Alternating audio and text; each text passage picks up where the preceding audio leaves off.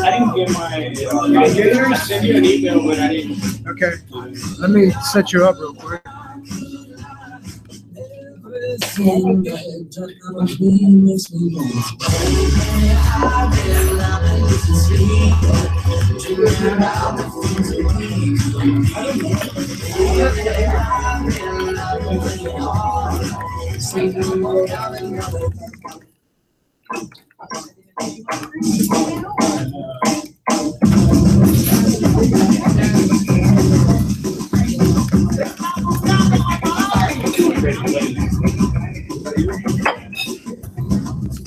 Look at everything in there, you guys. All right, George, you should have your email now.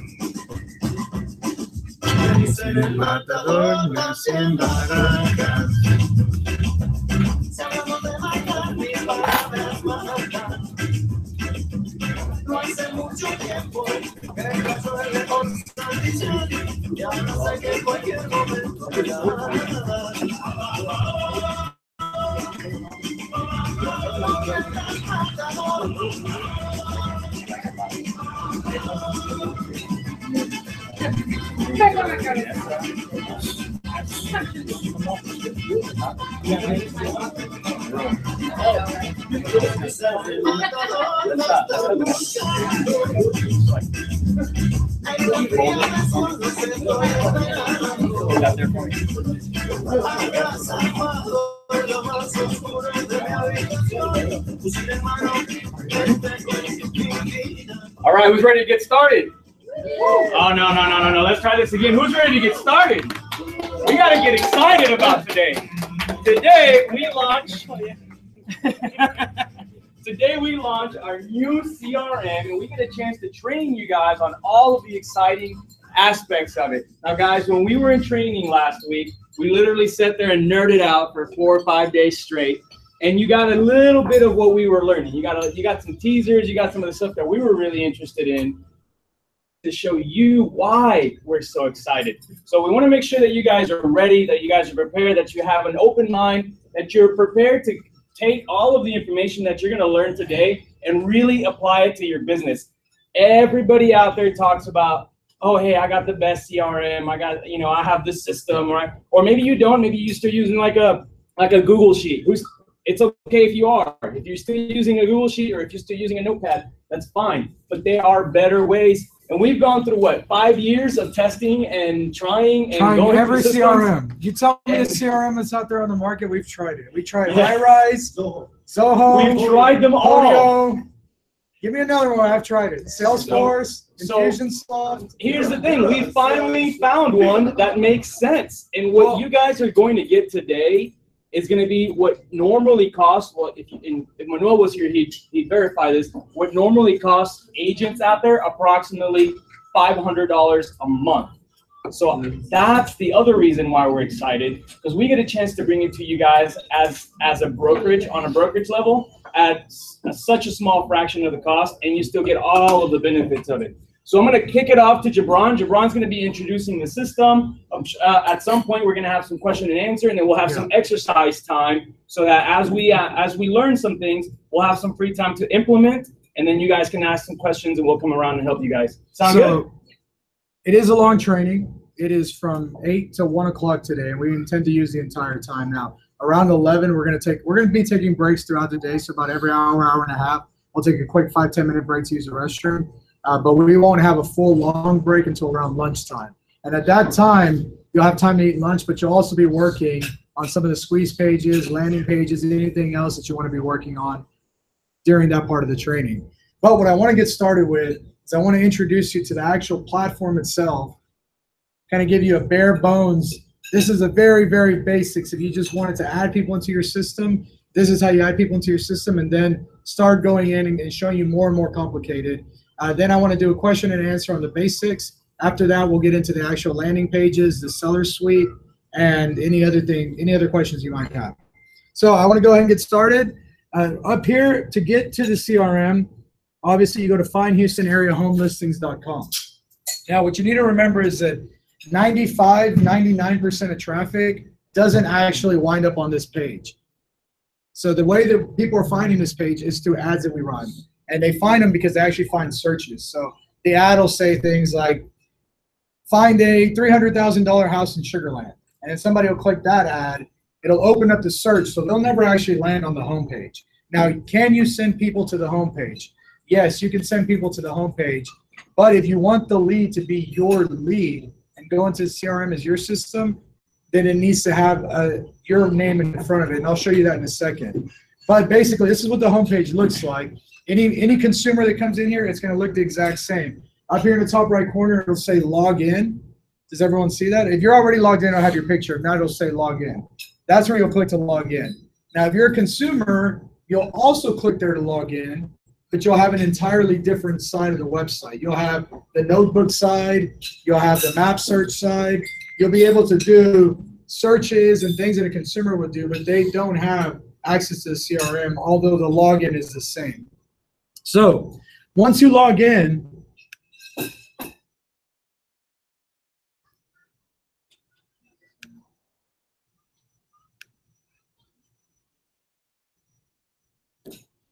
we're just waiting for the internet. Internet's a little slow here at Denny's. But once you log in, it's going to take you to your dashboard. Now, it used to take it to your leads. If you see it differently, that's because I set it up to take you to your dashboard. Now, in your dashboard is where it's going to tell you how many new leads you've added, how many people you've called, how many of those leads you need to contact, how many have not been contacted. And I'm going to show you what that means in a second. But the first thing that we want to do is we want to go in and we want to adjust all of your settings to make sure that you've got your pictures uploaded in there, that you've got your license number in there. So you want to go ahead and click on settings on the left-hand corner, or you can click on your name up here and then click on settings as well, profile and settings. Either one will take you to your settings. Now from your settings, this is where you can go in and change your password if you want to change your password. You can change your phone number, name. If I misspelled your name or typed it wrong, this is your opportunity where you can go in and fix it. And what you want to make sure to add is you want to make sure and add your photo. So everyone here. It's still waiting. Yeah, the internet's so Yeah, it's okay. As I explain it, then it'll start loading up. Yes. On the agent phone number, I don't know what that phone number is. So agent number is an actual CINC phone number that's assigned by CINC. People can text you there, and when someone texts you there, it'll pop up into your CINC record. It'll pull that phone number in. If that person's already in your system, it'll tag it automatically to that person.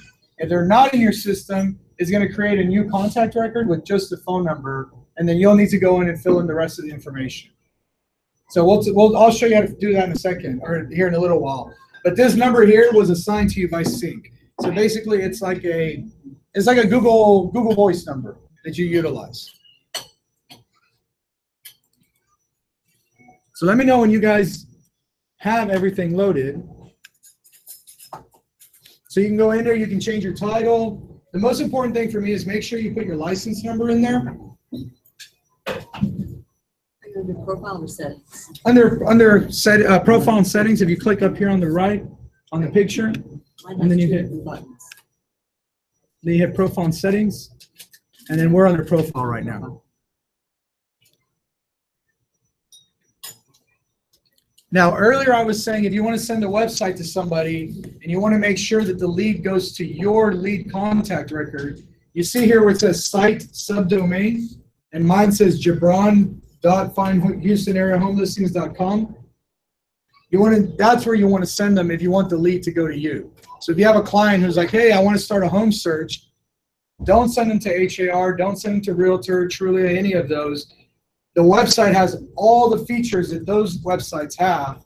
And whenever they're looking at things, this site keeps track of it. So it'll actually tell you, here's all the properties they looked at. Here's how many times they've actually looked at those properties. Here's the ones that they saved because they liked them. Here's the properties that they favorited. It gives you all of the information as they've been going through the website. So you want to make sure, though, that you send them to your subdomain. Now, you should have the ability to change your subdomain if you'd like. What you have to remember is that if there's already somebody else with that subdomain, it won't let you change it to that. So let's say, for example, we had another Rudy come into the office. I don't know, Rudy, maybe. Maybe. It might happen, right? So then there wouldn't be, you couldn't have two Rudy's.Houston area home listings. One of you would have to put a different subdomain.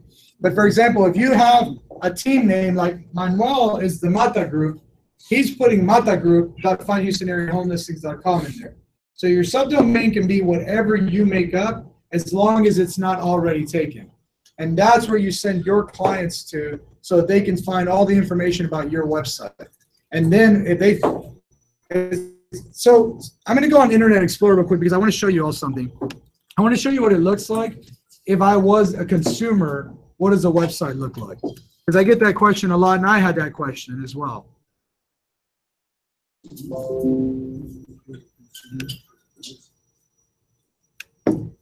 have a question. Yeah. So when they call the agent number, it gets directed to your cell phone? The agent number forwards to whatever cell phone that you have in the system. Correct. It will also, and I'm going to show you how to change these in a second, the notifications, but right now, by default, it's set up to send you an email, send you a text message, and a notification in the app. Okay? If you think that's really, really annoying like I did, because every time I got a new lead, it was like, boom, boom, boom, three messages, then you can turn that off. And I'm going to show you how to do that in a second. So when a consumer comes into the website, let's say that they go straight to Find Houston Area Home Listings. It's going to look the exact same. Okay, they're going to land on the page. You're going to be like, oh, this is really cool. Let me find a home in Houston with 3 bedrooms, 2 bathrooms, and I want a minimum price. Can we close that?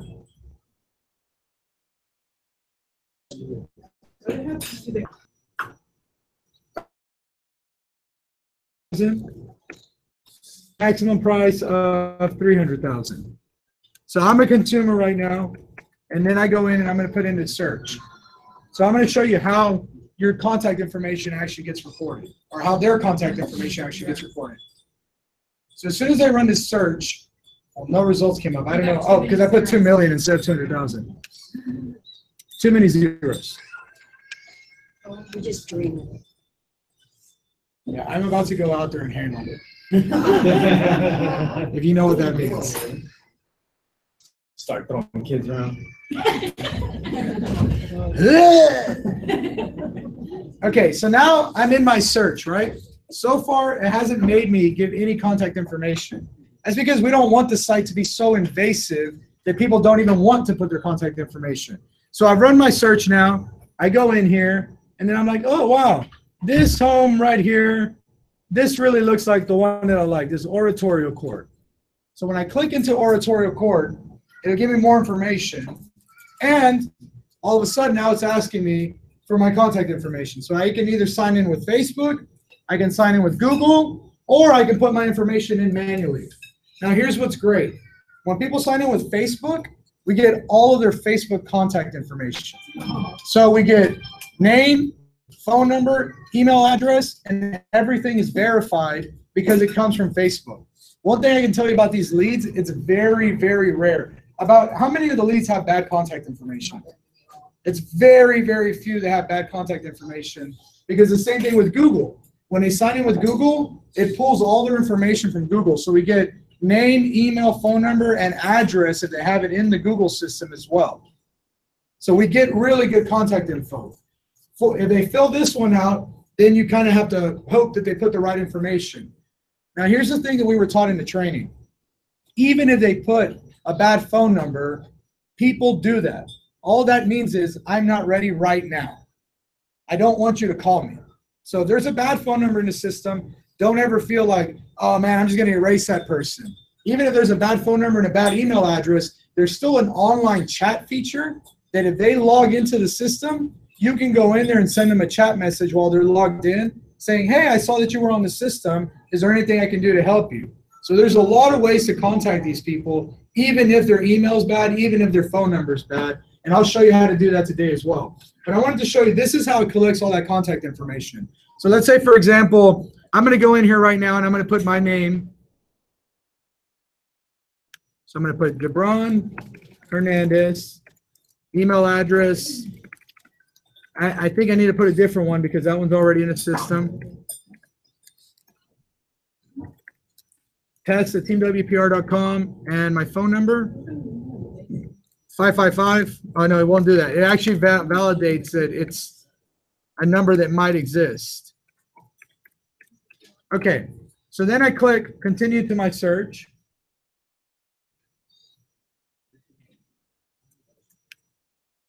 So right now on the consumer side, it's signing me up, it's putting me into the system.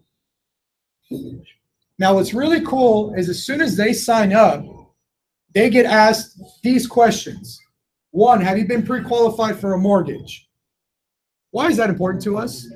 We're not wasting our time. Yeah, we're not wasting our time with people that aren't pre-qualified. Also, we have a lending partner who is Jim Inzer with OnQ Financial.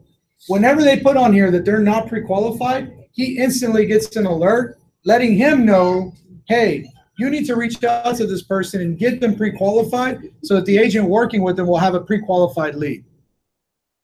Are you a first-time home buyer? Because there's an actual feature where you can go in and filter out all of your first-time home buyers. There's some agents who don't like to work with first-time home buyers. They would rather pass them off to somebody else. Or if you have a team, you may have somebody on your team that only specializes with first-time home buyers. So it allows us to search by that. Next, within how many months do you plan to buy a home? Then they go in here and they select 0 to 1, 1 to 3, 3 to 6, 6 to 12, or 12 plus months. Now, if they select any of those, all it does is it starts a countdown. So in the CRM, time frame to buy is actually a countdown. So if they put 0 to 6, or I'm sorry, 3 to 6, it starts counting down from 3 to 6 months. And so a month from now, it'll say 4 to 5. And it'll keep counting down on that time frame. And then, do you have a house to sell first? If they click no, then it puts them not as a potential listing. If they put yes, then it puts them in the system as a potential listing as well. Okay? But you have a seat up here, I think. Late. Yeah. Everyone, late. Shame. Hey, don't be mean. I was dropping off my kids at school. All right, so I'm going to fill this out. And I'm going to put on here, no, I haven't been pre-qualified. Yes, I'm a first-time home buyer. I plan to buy in 6 to 12 months. And no, I don't have a house to sell because I'm a first-time home buyer. Now, does anyone know what's the average length of time that most of these leads go?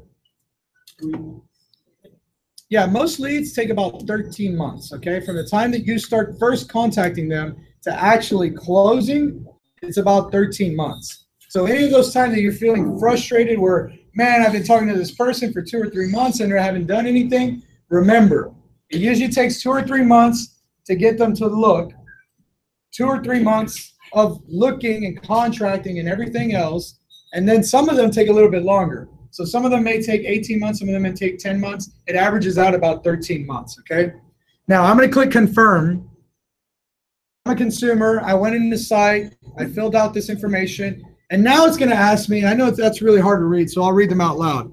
But this is a question that it asks to find out what drip campaign to automatically put them on. What's that?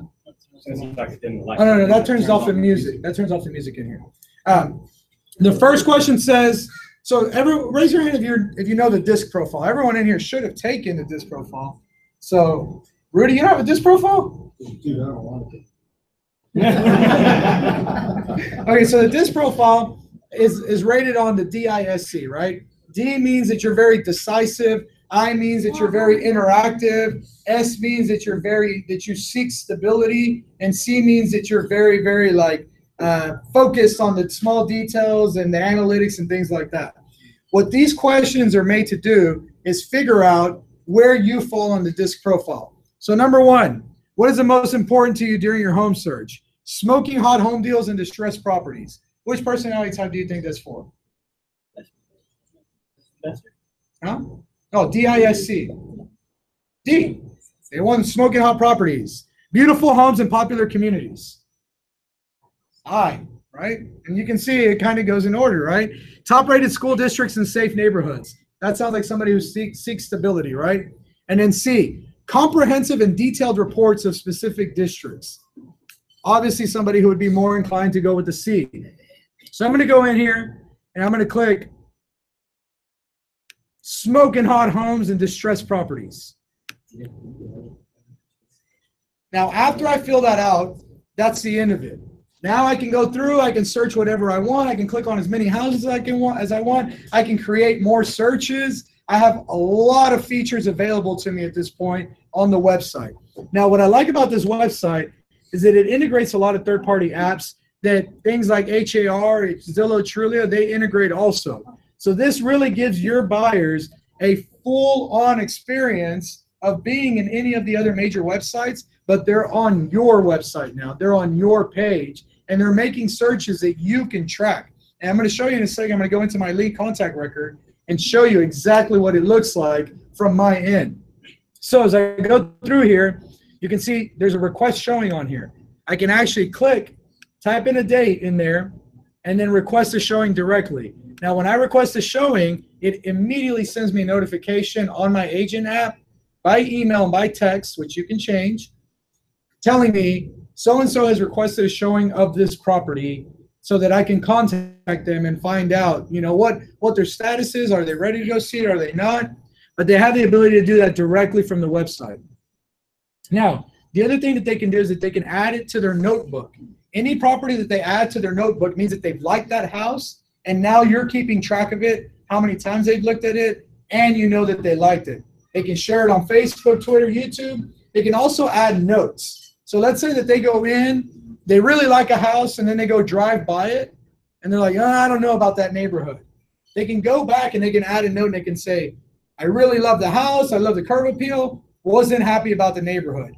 All of these notes are accessible to you. So you can actually see the notes that they're putting in on the properties. So you can tell them, add notes. It gives me more information. Go in, add notes. Let me know what you want. Any buyer you're working with, you don't want them to be using HAR. You want them to be using this site because it lets you track everything. So go ahead. Give me that site. You tell them, remember that subdomain, the Rudy.Find Houston Area Home Listings? You send them there. Yeah, any buyer you're working with, if they didn't come through the site, you should be sending them there on like day one. On your buyer consultations, you should say, the way that we're going to be looking for properties is by using this website. And this website has every feature, every capability that any other search website has. So if we're searching for properties and sending them to our client, like we do through HAR with the email, is there a way for us to? Yes. I'm going to show you that in a second, okay? I'm trying to show you just the consumer side right now. We'll get into the nitty-gritty. So, because I'm going to work along with this lead, I'm going to treat myself as if I was a lead in the system, and I'm going to show you how to process it. Okay. So, they can go on here. Any open houses that you have scheduled. So, if you scheduled an open house through HAR, so remember, if you're doing open houses, make sure you're submitting them in HAR. Otherwise, it will not show that there's an open house here. Anyone else with the CINC platform. So there's several other agents and brokerages around town that use the CINC platform. They also get the information. It's syndicated across everyone. So you want to make sure if you're forgetting to add that, you're leaving out every other broker who may potentially be using CINC as well and can see your listings. So as you slide down here, it gives you all the details of the property. Then it has a Yelp of what's nearby. So it actually shows people, hey, look, there's a Easy Food store there, the Westlake Food Store. You got Winner's Pizza, Mexican restaurant. So it gives them things that are in the area for your buyers to be able to go in and be like, oh, okay, this might be somewhere I want to live, or, oh man, everything here has three stars, 2 stars. I don't know if that's the area for me, right? Then over here, this is all just HAR property details. It also gives you the school ratings. This comes from schoolratings.com. And so it's pulling in all of the ratings of these different schools. So this is a 7, a 6, and a 6. And they rate their schools out of 9. And if they hover over the little question mark sign, it'll actually tell them, we show the school, so it's actually out of 10. Great school ratings, 10 being the best. So it explains everything to your people. Now, let's say that they just want to do a real quick note. They can add the note real quickly right here. They can go in, type it, and save it. So I'm going to go in, I'm going to put on here, house is ugly. Now remember, this is not public. It's not like this is going to the listing agent. Don't hurt yourself, Juliana. Sorry. I think I let them know. Like, someone's been doing to send a message. Someone's been doing some kung fu back there on those kids. Okay, now you see how this note, and it says just now added, and I put on there house is ugly. They can add as many notes as they want in there. So they may change their mind later and say, actually, I don't think it's that ugly anymore. It's one of my favorites. And they can go in and add, this is now one of my favorites. You see all that, right? Yes, you will have access to it, and I'll show you how in a second. So then on the scorecard, only certain neighborhoods will have a scorecard, but a scorecard is based off of this website that actually rates the location of the property, and it tells you what condition it's in out of 100, the location, how it rates against other places, what's nearby, how it rates to like restaurants and shopping, things like that, the schools, how good are the schools compared to other schools, and then how do the property taxes compare to the other counties around it. So the scorecard is only accessible on certain houses. On this one, there is no scorecard available. And then down at the bottom, it'll always have White Picket Realty, OnQ Financial. They can connect with us on Facebook. They can connect with us on YouTube. And then they have all these other access to everything else. So they can go in, they can do more searches, they can do a map search, and they can look at their notebook. And remember, their notebook is when they like a property, then it gets saved into their notebook. So that is the consumer side of it. Now let me show you what it looks like on the agent side. Now it's signed me in here. I don't know why it did that.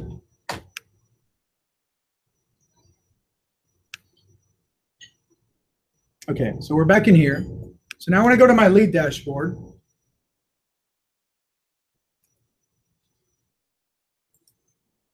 You'll see there's a lot of leads in here because we're constantly receiving leads. When I go to my lead dashboard, my very first lead in here should be that Gibran Hernandez lead, and here it is. Now it gives you a lot of information.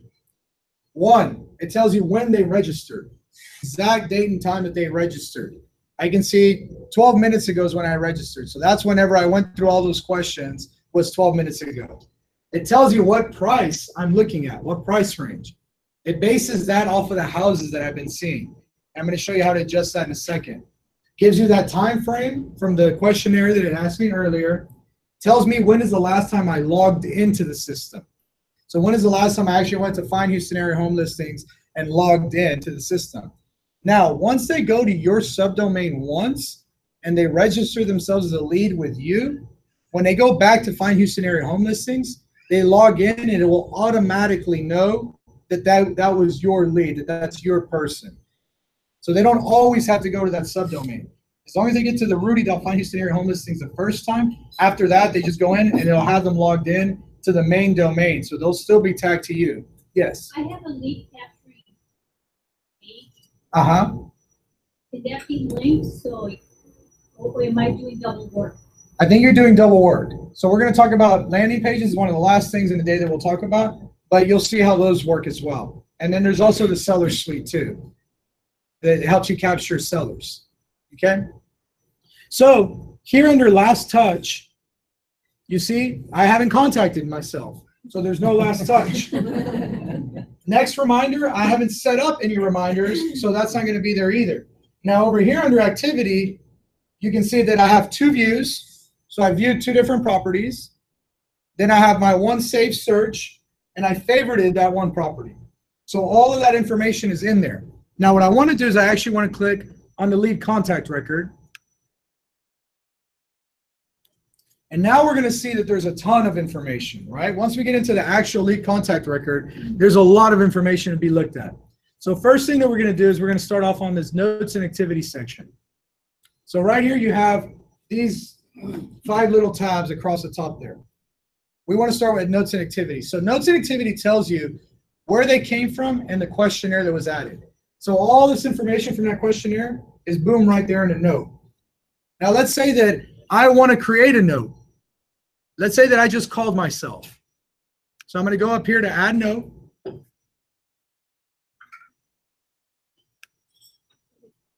hard to see. Yeah, let me see if I can turn the contrast up a little bit. Yeah.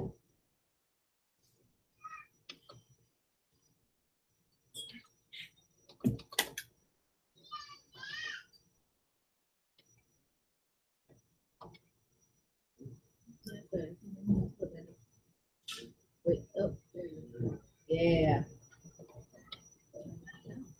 Is that better? yeah. Awesome. Okay, cool. So you can see right there, I have the ability to add a note really quickly. Now this is, I can go into this contact record. I can select call, general, and sticky. So general is going to be just any note that I want to put in there. Call means I had a phone call with them, and this is the information that I gathered from my phone call.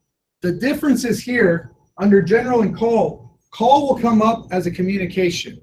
And it will also come up as your last touch. It'll save it that you made a phone call at the time that you added the note. So that's when it knows that your last touch was, whenever you put that you made a phone call. Now, what is a sticky note? Does anyone know what that might do? Stays at the top. Yeah, a sticky note stays at the top. So it's something that, like, if I really wanted to know something about this person and I wanted everyone else who could see the lead be able to see it, or I just didn't want to forget, then that one thing would stay at the very top. That was a $2 million search. Yeah. You get that at the top. Yeah. If I'm a $2 million searcher, I want to, this person is a $2 million searcher, right? Make a note about it. But yeah, that's something you might want to put at the top. So right now I'm going to say that I did call myself. I'm going to go in here. I'm going to add a note. And I'm going to say, I spoke with Jabron. He is a very nice and cool person. I really liked him.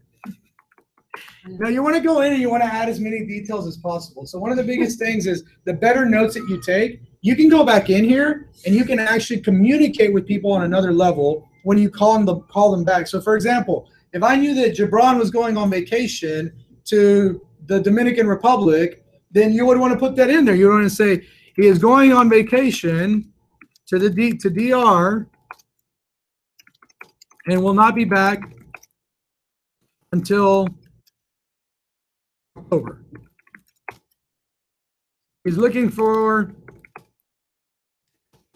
a 3-bedroom, 2-bath in Sugar Land.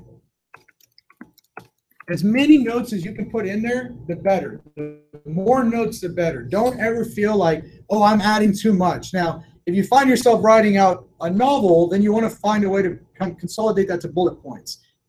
But you want to have as good of notes as possible. Why? You may not always be able to work that lead. You may not always want to work that lead. You may get to the point where you're like, I'm frustrated. I'm done working with this person, and I want to hand it off to somebody else in this room. You can go in, you can assign it over. But when you assign it over, all the notes that you've kept stay in the system. And they're there so that the other person can quickly catch up on everything that you've been doing with that contact. So the better the notes that you take, the more chances there are of somebody actually being able to do something with that lead. So I'm going to go in here and I'm going to click save. So I can save that note. And you see it automatically goes into the contact record. Now it goes in here as a communication, as a call. So now I've done that. I've contacted Jabron and I said, okay, this is what I spoke about with him. Let me put that in the system. Now there's one other step that you want to take. This is a step, I see a lot of you have been putting in leads into the system. You got to make sure you take this step. Otherwise, your leads are going to continue to show up as new leads. Right here on the left, there's a little box that says new lead. You want to click it and want to update the stage. Okay, so there's different stages. There's attempted contact, contacted, appointment set, showing, under contract, and sold. Now, I wanted to add a whole bunch more, and I can add more, but all the brokers I talked to at CINC said that they do it just with those. They keep it as simple as possible. For their listings and for their buyers, they work with that, okay? So attempted contact. That means I tried to reach out to you. I made an attempt to contact you, but I wasn't able to speak with you. A text message conversation is not considered a contact. Okay, so if you're emailing and text messaging, that's not considered a contact. That's still attempted contact. Now, contacted is I've spoken with that person over the phone. That's what it means when I contacted. So for Gibran, I would move him to contacted. Now, I know that the last time I contacted him was today. And it's going to save that into the record. Now, I'm going to keep going through the other ones. Why isn't text message or email considered? Because you haven't actually communicated enough with that person to get them into an appointment. So contacted means I'm warming them up to get them in for an appointment. And that doesn't happen over text message or email. That happens typically over the phone, right? So appointment set means I've set the appointment to go out there. If it's a buyer, I'm going to meet with them to do a buyer consultation. If it's a seller, I'm going to meet with them to do a listing presentation. Showing means I'm either showing them houses or the property is currently on the market for showings. Okay? Bless you. So showing is I'm either currently showing them houses or the property's on the market for showings.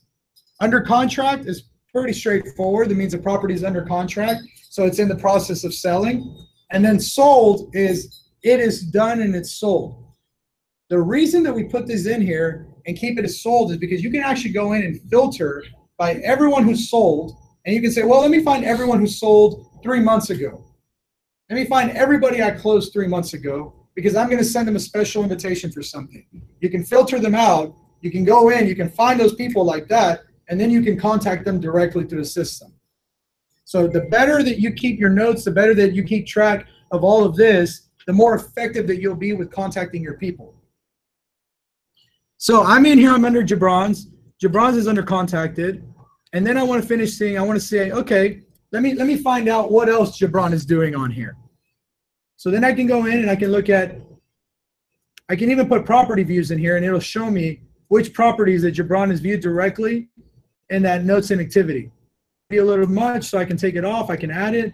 You can also go in here and add any text messages, emails, save searches, property alerts, anything that they have, you can add it into that little news feed. This is almost like a quick news feed. It gives me the fast update on that contact record. Now under info, it gives me all of Gibran's info. So you can see as soon as I put my information in here, it assigned this one over to Alan.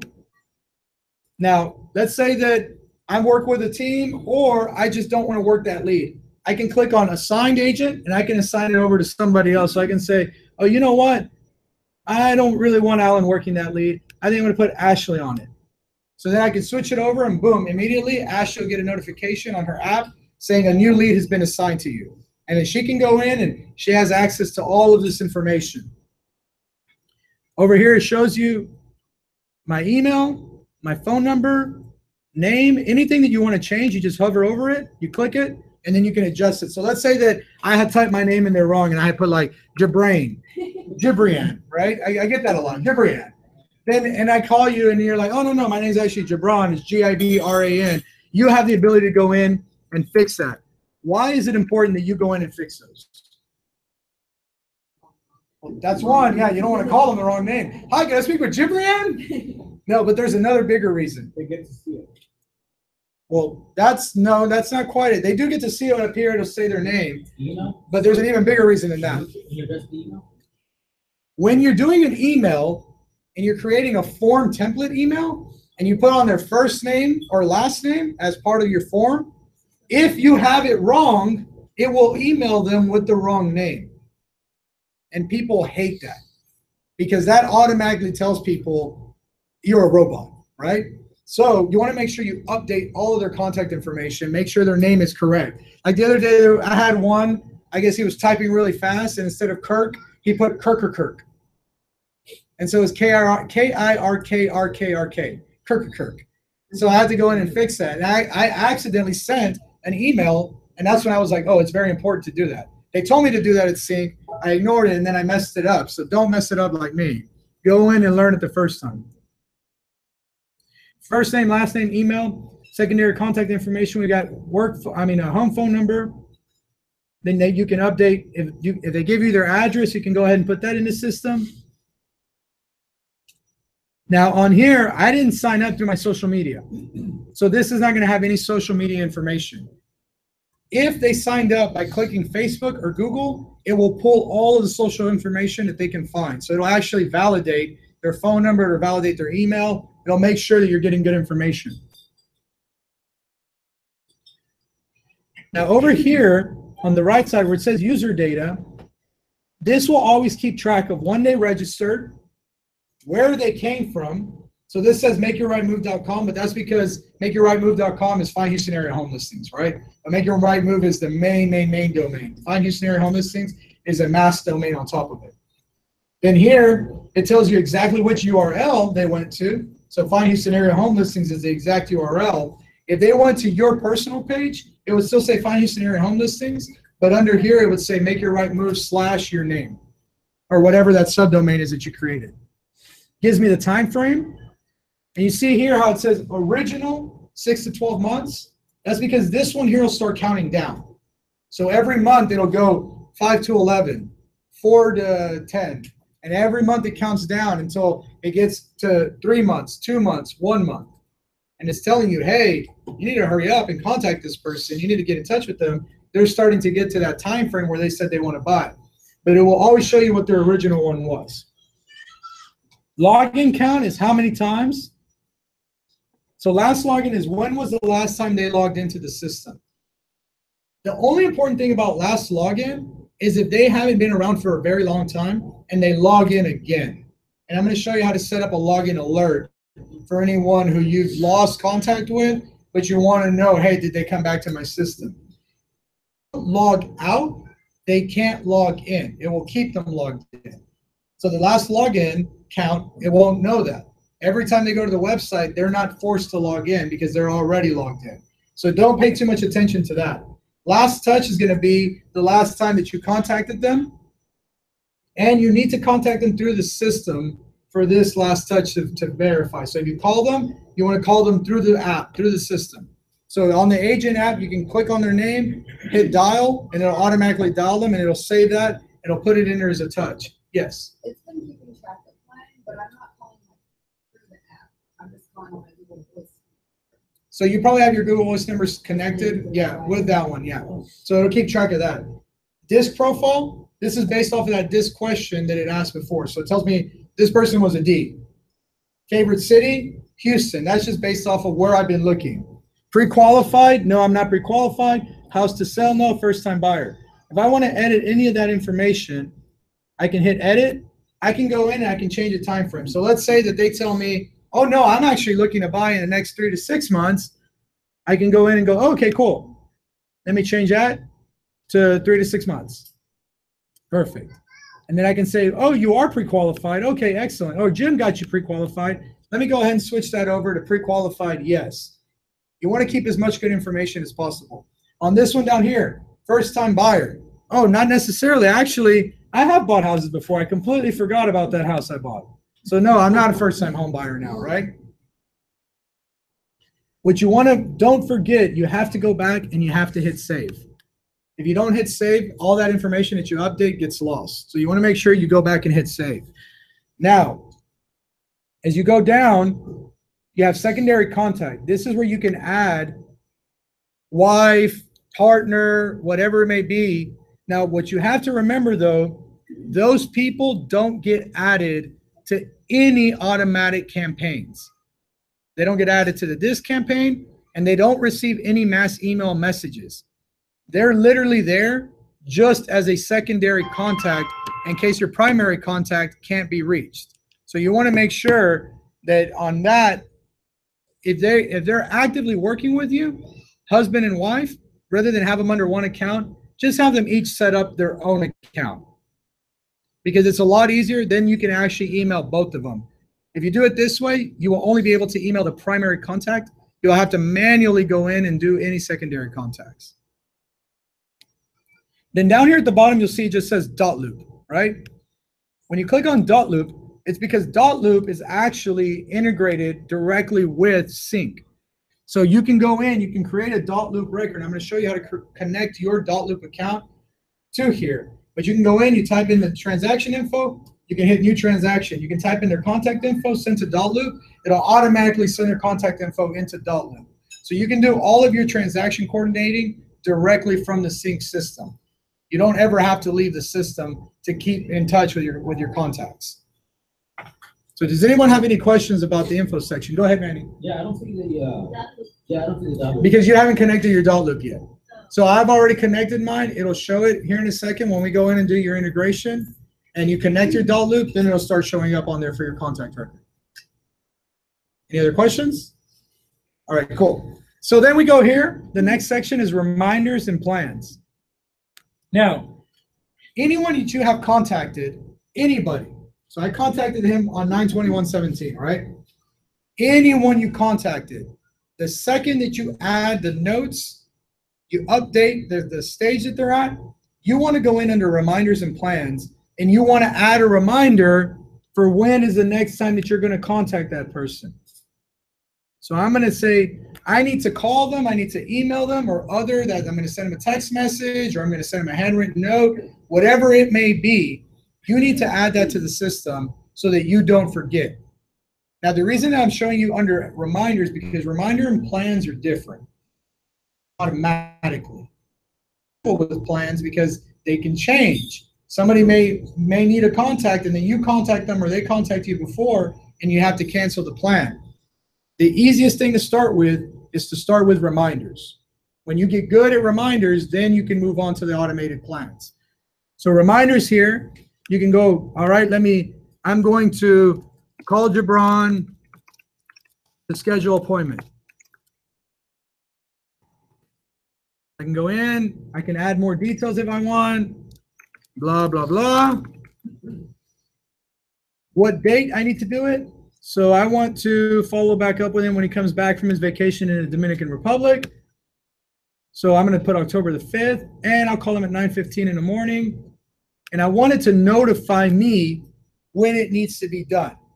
Now, if I'm working with an ISA or a team, then it may not necessarily be me. I may want to assign my ISA. So I could go in here, and I've got Myra in here.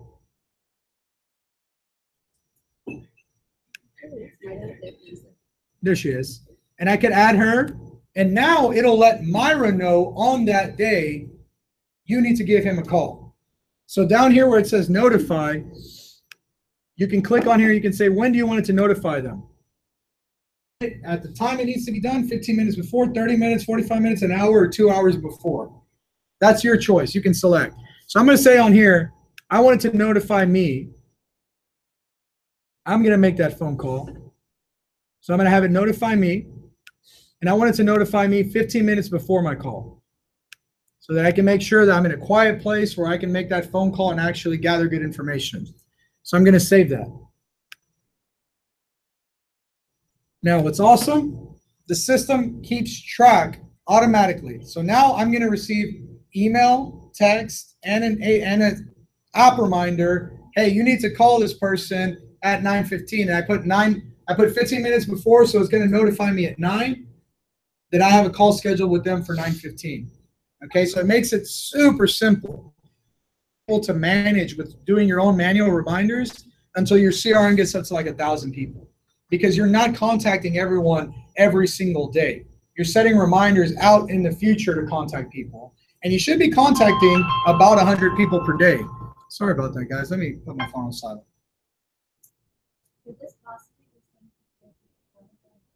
Yes. Yes, it does. And I'm going to show you how to do that too. That's one of the coolest features, is that all of this stuff gets synced with the calendar on your phone. So you set an appointment, it pops up on a calendar on your phone.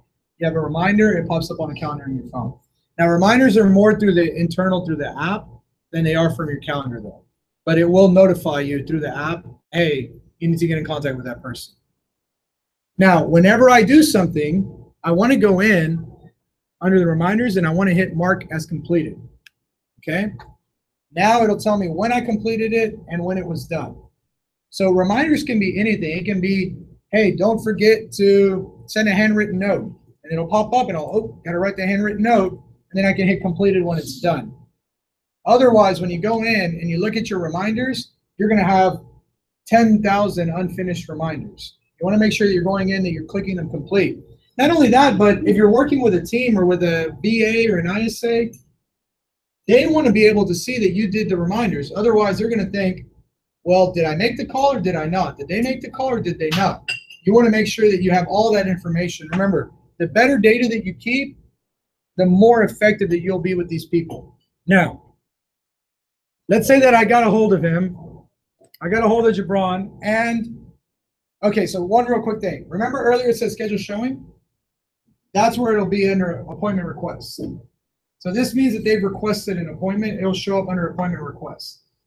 Let's say I talk with Gibran though, and I say, oh, okay, well actually, Gibran wants to meet before he goes to the Dominican Republic.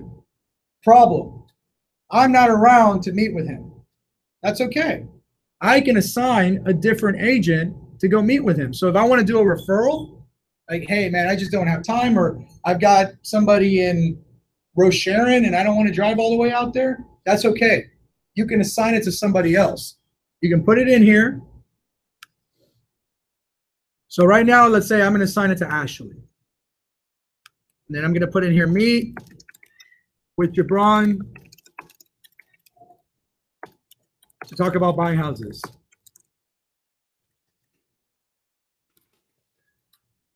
And I can put the location in here, Starbucks. You can actually put a location. I can put the date on here, so tomorrow at 10 a.m. And you see here where it says, who do I want to add it to? I can either add it to her transactions or I can send it to her Google Calendar. I'm going to put it on her Google Calendar. So this is what you were talking about. Do appointments automatically go in? Yes. Once you've integrated and synced yours, you have yours integrated already, huh? For Dotloop? Yeah. No, not for Dotloop, for your Google Calendar. Yes. Yeah. So she's got hers already integrated, which is why it gives me that capability. If you don't have yours integrated yet, it wouldn't allow me to put it on your Google Calendar. Then I can go on here and I can add any notes that I want to put on there. If I've been keeping really good notes all the way, I don't have to worry about going in and typing a really long novel there, because she can go in and look at the entire lead record and then see, oh, okay, cool. I got all the information I need for that listing.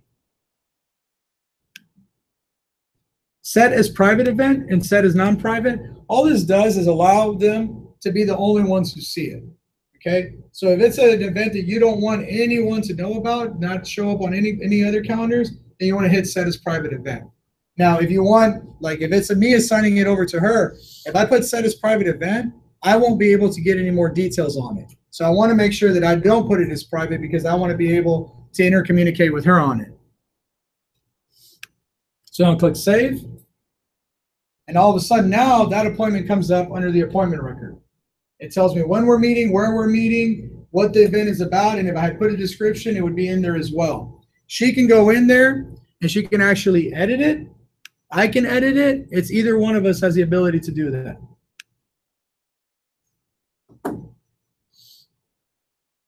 All right.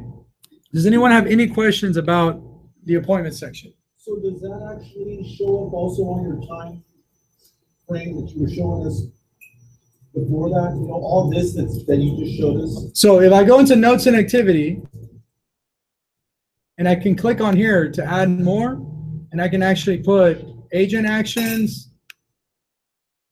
And when I click agent actions, it says Gibran Hernandez created an appointment with Gibran Hernandez. Okay. And then down here, Gibran Hernandez added a reminder. Gibran Hernandez was assigned to Ashley by me, and then I assigned it back over. So it gives you all of the activity that's happened. And this can't be edited. So this can't be removed. So exactly. So if let's say, and I know this would never happen in this room, but let's say that you assigned over a lead to Henry. And then Henry goes and he closes that lead. And you're like, hey man, you were supposed to give me a 20% fee for assigning you over that lead. And Henry says, well, that's not true. That was my lead. That wasn't your lead. We have the ability to go into the lead record and see, oh no, actually, Henry, I think you might be mistaken because I can see right here where Rudy assigned the lead over to you. So it prevents any issues like that.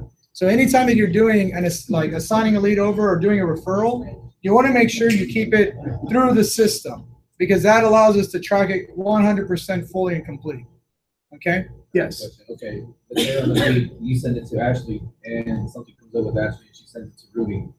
So what happens with that? It'll keep track of all of that. So So all three of y'all will get As long as it's information. not private, right? yeah, it would the info would be shared across the lead with anyone that it's been shared with. Now, I will eventually lose access to it if it keeps getting assigned out. So if she Okay. assigns it over and assigns it over, but the lead record itself will always show who originated the lead, how the lead got there, and it'll show all of the activity in between. And none of those posts can be deleted or. No. These right here, I cannot remove or add. This is just all information that the system is keeping track of. So this is 100%. Nobody can touch any of the things that are going on here. So we can keep 100%. If somebody were to say, hey, yeah, that is my lead, we can always go back in, open it up and say, oh no, look, here is where everything happened. Here's where things got transferred. And what you want to do is if you're going to sign it over to somebody, add a note and put on there, I'm assigning this lead over to you. I'm expecting a referral fee of X amount percentage. Be real clear on it so that there is no disputes down the road. So if it ever comes down to it, we go in, we look at it and it goes, yeah, look, here Rudy added that he was going to assign it over to you for 20%, Henry, and here's where he assigned it over to you. So yeah, you owe Rudy 20%. Now, I create a referral contract. yeah. I do that. Yeah, if you've got leads that you want to refer over, there's plenty of people that are willing to take the referrals. Yeah, so if you're like me or Alan and you don't like to work in Timbuktu, this gives you the ability to assign over the leads to Timbuktu people, right? When I'm under the appointment, it's not letting me to link it to my calendar. That's because you haven't set up your Google Calendar yet. Yeah, you have to integrate your Google Calendar into the system. I'm going to show you how to do that in a second. DNA's Oh. jumping ahead over there. Oh, sorry. I started. Yeah, DNA is the one who That's- jumps ahead. That's the D in her right there. All right, so the last thing I want to look at is subscriptions. Hey, Jabron, real quick, the appointments is a section where the client can see what you put in the notes. Yes. Oh my God. Thank you, Caesar, for reminding me. Under the appointments, whatever you put in the notes, the client can see as well. Be very, not in the notes that you add to the contact record, they can't see those. But when you set up an appointment, they get a calendar invitation of the appointment as well, and they get a notification. If you go in here and you put, I'm meeting with that really stupid, annoying seller that really makes me so angry, they're going to see that. And on day one of my training, we heard some horror stories from brokers and agents who just completely forgot about that. And one of them went in there and put something really offensive and racist. It was like, oh, damn it, I got to work with this person. And then they went in and they saw that, and they filed a complaint against them because they saw that note, and that broker got reprimanded because of it. So be very careful what you put in. Plus, the other thing you want to remember, just don't ever talk bad about your clients, period, and you don't have to worry about that, right? That's the easy solution. But yes, just remember, yes, go You ahead. might want to describe the person to say to Ashley, he's a short, fat guy that looks like Danny DeVito. Yeah, right? Yeah. When you walk into Starbucks. Oh my you God, I'm a this short guy. guy. It looks like Danny DeVito. Heart is broken. But yes, let's say for example, any reason Ashley couldn't make it, it could always be assigned over to anybody else. So let's say I wanted to sign it over to Anne because she's so kind. But you see how down here under the calendar, I don't have the ability to put it on her Google Calendar because she hasn't integrated her Google account with CINC yet. So the same thing is like the dot loop record. If you haven't integrated yet, it won't actually show up. So you want to make sure that that's there. Now I'm going to go ahead and I'm just going to delete this appointment because Jabron got upset that he read the notes that said he looks like Danny DeVito and was like, I don't want to work with any of these agents. Cancel my appointment. So I'm going to go ahead and delete that appointment. It'll automatically remove it off of the calendar. Now what's important to know though, it doesn't remove the notes in the activity. It still shows that I created the appointment and it will show that the appointment was deleted. It hasn't updated yet, but it'll show that the appointment is deleted. None of this disappears. So just because the event disappears doesn't mean that that disappears. And if you go under appointments, you'll see it still shows that there was an appointment, but that it was canceled, so that you can always add another appointment later. Now, let's say I called Jabron and I'd say, oh, I'm so sorry, man. I don't really think you look like Danny DeVito. It was just a joke. You can always reactivate that appointment too, or you can add a new appointment. Now, the last thing I want to show you on the actual client record is the communication settings. Now, this is really cool. This is where you decide, what do you want to get from this person? So whenever this person contacts me, do I want to receive emails? Do I want to receive text message alerts? Do I want to receive property alerts? Okay. This is the client.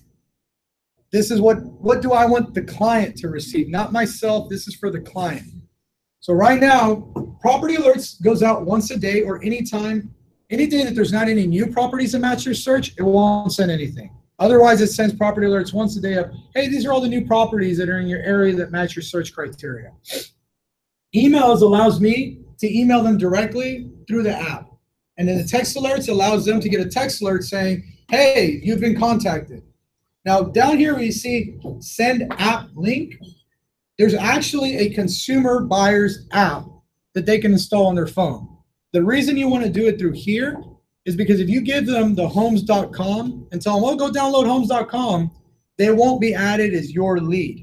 So you want to make sure that if you want them to have the app, just click send app link. It's really simple. You click it, automatically puts together an email. Hi, blah, blah, blah, Jabron Hernandez. This is where if you messed up the first name, it'll come on here. Hi, Kirk. I use the houses.net app to make home searching communication between us simple. Go here to get started, and then it has your name. That allows them to install the app, and now they can look for homes on the app too, and it saves everything within the CINC platform. So it shows you all the houses they're looking at on the app. It shows you which ones they've liked and notes that they've added directly from their phones. This year, internet usage for the first time went more mobile than desktop. So we're at 60% now mobile usage, 40% desktop. Computers and laptops and everything else, they're dying. They're becoming a thing of the past. Even cell phones are supposed to be a thing of the past here in the next 3 years. So for now, it's really important that if you want them to have the most usability when they're at the doctor's office and you want them to search for houses, or when they're wherever and you just want them to be looking at their phone, send them the app. It only takes a few seconds. So once you've talked to them, hey, you know what? I'm going to send you an app that you can install on your phone that lets you look for houses really, really easily. Boom, click send app link, and you can send that. And you can see up here it says template. You can create your own template. If you don't like this one, you can create your own template. But this is the template that's already built into the system for sending out the app URL. And right here, you can actually add more people. You can notify other people. So down here, send me sign-in alerts for Jabron Hernandez. This is where I was saying, you get somebody who's got bad phone number, bad email address, and you're like, well, let me just trash that lead. No, don't trash it yet. Click send me sign-in alerts for Jabron Hernandez.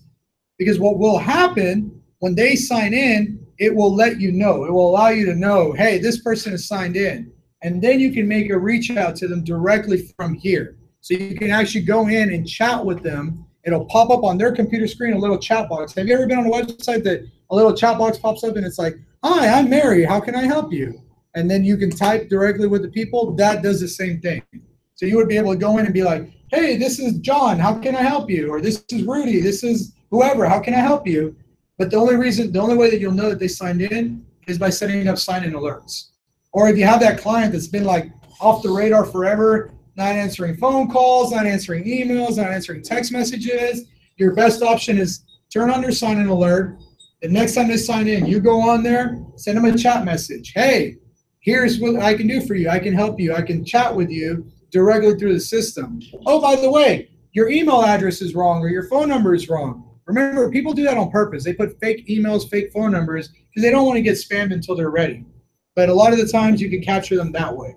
The agents that were there that were doing the training, they capture a lot of information from those leads, and they close a lot of those leads that didn't have good information to begin with. Yes, Is there a Rudy? way to prioritize the lead hot, warm, cold, delete? Yeah, so every lead will have its own heat signature based off of what they're doing, and we're going to go into that later. Yeah, but there is a way. It's not the same as like on Zoho or on Salesforce, because this system is more micro. You're going to be really working to create the Amazon experience, Amazon.com, not Amazon like the jungle, the Amazon.com experience of home buying. And so the whole point of the CINC system is for you to go out there and put relevant houses in front of buyers. Because if you're putting relevant houses that interest them, there's a chance that they're going to see one that they like, and then they'll want to close on that house. So that's the whole point behind this system. Right now, I'm just trying to show you from consumer side to agent side, what does that transition look like? And what are some basic steps of going in and doing things when you get a new lead? So somebody goes in, or when you add a new lead, what are the things you want to update? Like a lot of you have added new leads, but you haven't updated this. So it still shows up as new lead. So if you go into your dashboard right now, it probably says new leads, 300-400 new leads. You got to go in and update those and change them to where they're at in your pipeline stage. I've contacted them. I've tried to contact them. They didn't answer. And you want to start separating those out. Now, over here, does everyone understand these right here, the subscriptions? Down here, this is where it says drip. You've got right now the disc campaign. So the disc campaign automatically starts when somebody signs up based off of their disc. The disc campaign sends different emails out based on whether they were a DI, an S, or a C. So the D one is like, hey, are you ready to make a decision yet? Are you ready to buy a house? It's a little bit more aggressive. The S, for example, says like, oh, you know, there's a lot of great neighborhoods and great schools in the area. I think that you might like to see those. And so it starts separating people out based off of their personality. You can always add new drip campaigns and create new drip campaigns. Drip campaigns are completely different from plans. So drip campaigns are only contacts. It's text messages and emails that go out automatically. A plan is actually a plan. I'm going to assign this to my transaction coordinator. I'm going to install the lockbox and the signs, and it'll send an automatic email out to my person saying, you need to go install a lockbox and sign on this property. It's where you really start to automate your business through the plans. The drip campaigns are just to contact people, and you can create whatever drip campaigns that you want. All right. So I'm in here. I got this thing from Gibran. I'm going through it. So I make my phone calls in the morning. I'm going through. I'm looking for what are ways that I can better help Gibran? What are ways that I can make sure that Gibran is getting good information from me and getting relevant houses, right? I said that I want to be, you see down here where it says last touch now? Because we reached out to him. I can click here on Safe Search. Whoops, sorry. We're going to go into labels in a second. I can click here on Safe Search. When I click on Safe Search, it will open up exactly what it was, the criteria that they put into the website. So I had City of Houston, 270 to 330, 4 bedrooms, 2 baths. Now let's say that I talked to him and Gibran's like, well, no, actually, I don't want to search the whole city of Houston. I only want to look in certain zip codes. Okay, great. Look in. Well, I want to look in. Let me sit down here real quick. I want to look only in 77089.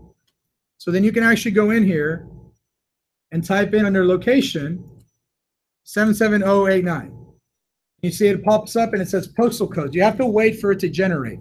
If you don't allow it to generate, then it'll come up just as a tag and it won't search the same way. So I'm going to go postal code 77089 in that price range. Boom. All of a sudden now I'm getting all these houses there that are in that price range. Now let's say that they call me back and they go, hey, you know what? I can't really go over 300. Well, I can go in, I can update their search down here, and I can say their actual maximum price isn't 330, it's going to be 300, and they want to look as low as 250. Now they can update the searches themselves, but how many clients do you think actually update their own searches? Very, very few. They're looking at what's being emailed to them. So after you update it and you save it, now if you have them sign up for daily property alerts, so right here within that record, you can actually see what they're set up for. Yeah, you can put multiple zip codes. You just have to add them one at a time. So you don't want to do the comma. If you do the comma, it's a tag, and that's completely different. If you want to search the MLS for that zip code, then you need to put multiple zip codes. So let's say that he says, I'm okay with 77089 or 77456. So I can actually go on here and put 77456, wait for it to populate, and then click it.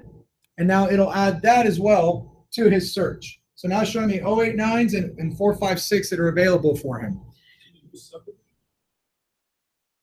Yes, you can. So like, let's say I want to do Sharpstown. Now what you have to remember is that what it's going to do is going to look through your MLS for that subdivision. If it can't find it, then it's going to tell you that that subdivision wasn't available.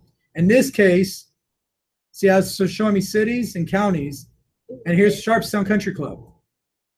So then I can go in and I can select which Sharpstown that they want to look at. So you see subdivisions, Sharpstown, Sharpstown 1, Sharpstown 2, Sharpstown C. I can go through and I can add all the different subdivisions that they want. Now, obviously, Sharpstown is like the #2 super neighborhood in Houston. I think it might actually be #1, but it's massive. If you were like in Sienna Plantation or the Quail Valley, you wouldn't have nearly as many to go through. And the big sections, they tell you where they want to live. So let's say Terrace 2. Now, what you have to remember is when I add that, no properties found. Why? Because you're gonna fit the criteria. But what about the criteria is wrong? Oh, the zip code / Sharpstown. Exactly. So Sharpstown is not in either one of those zip codes. So it's going to show nothing shows up. So let's say he's actually looking in Sharpstown Country Club. I have to remove the zip codes, and now it'll start populating. There may not be anything that's 4-bedroom, 2-bath between 250 and 300. That might be the problem right now. So then I can go in, I can say, well, let me start taking out certain things and seeing if anything falls in there. Okay, so I found one house in Sharpstown Country Club on Hiawatha that's available for $285. It's a 7-bedroom. That's a good one. Wow. I kind of want to see it. Yeah. Well, here's what's cool. Look, let's say that I think that might work for my client. I can click it, and it's going to open it up for me. So I can actually go through. So as an agent, you can use this more than you're using HAR. You can use this to find the houses for your clients. Yeah, there's little pictures. Little pictures. You can look at the pictures. You can say, oh, yes, this works for my client. Oh, no, this house looks bad. I don't like I it. think they counted each like living space as a bedroom. I don't think there's any way this place is actually 7 bedrooms. I think the agent made a mistake. Yeah. But it does say 5 bathrooms, so I don't know. Yeah. Hey, my people, us Latinos, we're really good at stuffing rooms into places. Okay? It wouldn't surprise me. Is there one of those like garage apartments in the back or something? All right, so then I say, okay, you know what? That listing works really, really well. Like that listing is awesome for my client. I go on there, I can click that listing, email selected properties, and all of a sudden it's going to pull it up. I can come on here under template, and I find property alert, property match. And so it's going to send them an email. It's going to say, hey, this might be a great listing for you. And it's going to have a link to the property. Would you be interested in seeing it? It's going to have your name. You can edit all of this information. Now remember, this part of it is not going to be in there. So this is just notes. So the subject and body of this message will be replaced. You may replace the message, body, and subject with your own content. So you can go in, you can edit it however you want, and it'll show up. Down here, you see how it says properties? That you want to make sure that you got the right properties in there. You can click that. That's the property that I'm sending out. Now let's say that there's 3 more. I know the MLS number to them. I can go in, I can click them, and find them and add them to the email as well. Now the easiest way to find them though is just directly through the. This all being recorded so we can go over it. Correct. Yeah, this is all being recorded. Yeah. So if you get lost, don't worry. You can all go back in. It'll be on YouTube for you later. But pay attention now. I am just having a hard time following where you're clicking. Yeah. So I clicked right here on email selected properties to lead. What if you really did want, if they really were looking in those 2 zip codes in Sharpstown Country Club? Well, it would be impossible. Oh, you mean like they want to look here or here? Okay, so you wouldn't want to put the subdivision, you would want to add the zip code the Sharpstown Country Club is in, and then add the subdivision Sharpstown Country Club. Does that make sense? No. Okay, so Sharpstown Country Club is in 77035. Okay. So what I want to do is I'd want to go in and I'd want to add 77035 first. All right, scroll is. Okay, here I want to add 77035 first as a postal code.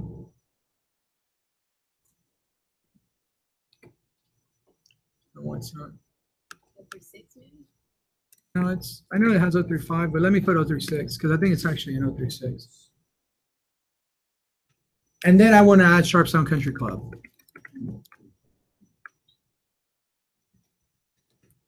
The zip code that I'm searching in has to be input first before the subdivision.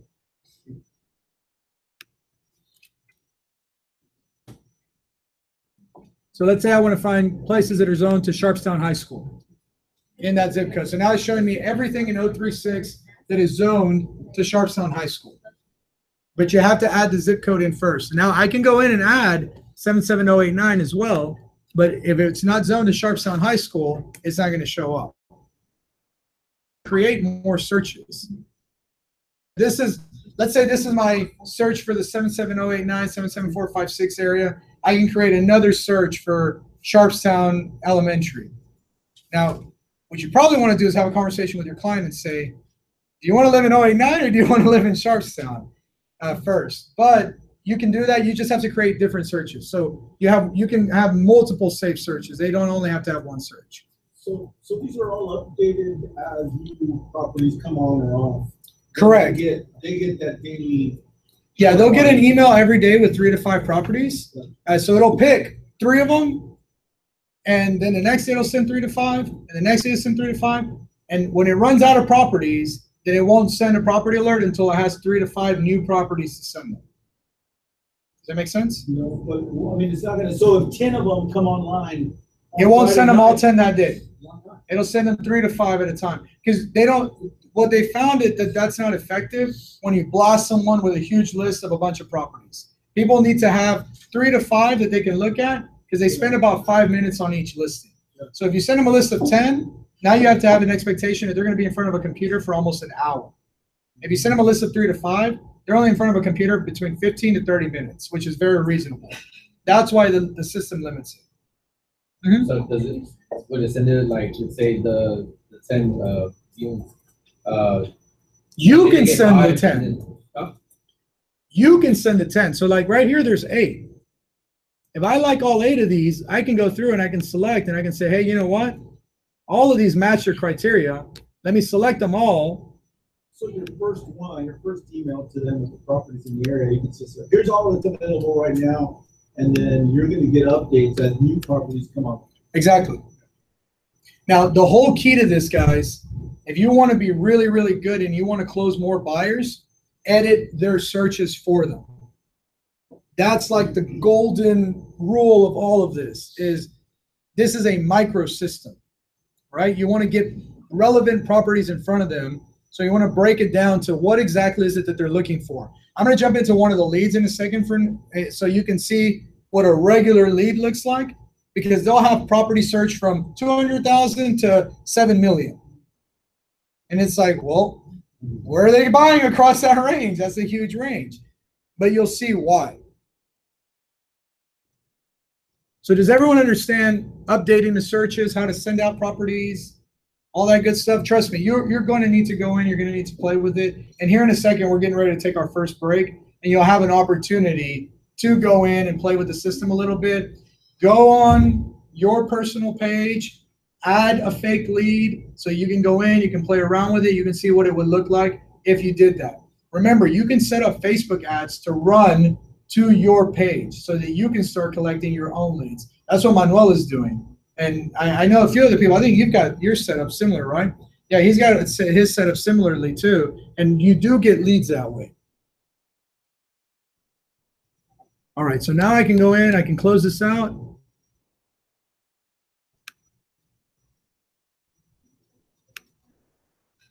Had they signed up, it would actually have their picture on here, and it would give you all their social media information. All right. So let's look at one of mine. These are Alan's. All right, here's a new lead. So this person hasn't been contacted yet. And you'll see, look at this. Safe search, 1 bed, 1 bath, 8,000 to 800,000. Well, that's a pretty big range, right? So this person's going to be getting property alerts all across the board. And what does that do with people? It frustrates them. Like, stop sending me stuff that's not relevant to me. It's like that one time that you searched a chainsaw on Amazon, and all of a sudden now you keep getting alerts for chainsaws. And you're like, I don't want a chainsaw. I was just looking it up for Halloween. So you go in, you can click on their safe search, and then you can actually look at. Now, here's a problem. Tam went in. She searched 1 bedroom, 1 bath between 8,000 and 800,000. And she hasn't actually looked at anything. These are all the different things she's getting. 77061, 77546, 185,000, 450,000. Can you see how that would be ineffective with the buyer? This is not good information. So that's why when you speak with them over the phone, you want to break down their search for them. Now, what I want to do, though, is I want to show you one that has views, so that they've actually viewed a few properties. And go back to the leads dashboard. See here, the leads dashboard tells you how many they viewed, how many they saved, how many they favorited, and then inquiries is how many they said that they want to go to see as showing. And we'll schedule an appointment. So I want to find one. Okay, so this one here has 3 views. So let's take a look at this one. Perfect. This is a good example. So right now, they're looking for a 4-bedroom, 2-bath in Houston with a price tag between $1 and $2 in the city of Houston. Obviously, something there is wrong. Now, I can actually go in, I can say, well, they looked at this one house on Kemp Forest that obviously somebody listed on accident for $1, but now I know they're kind of looking in a 7708 range, right? And a 77080 range. And what I can do is I can go in here and I can say, okay, well, this house, all this information about it, I see what kind of things you're looking for. Okay, awesome. I can go back in, I can start to adjust your search. I can say, well, instead of City of Houston, let's put 77080. Add that. And I know that in that area, the prices range between about 200 to 400,000. Now that's still a big range. But with that to her, I don't really know what she wants.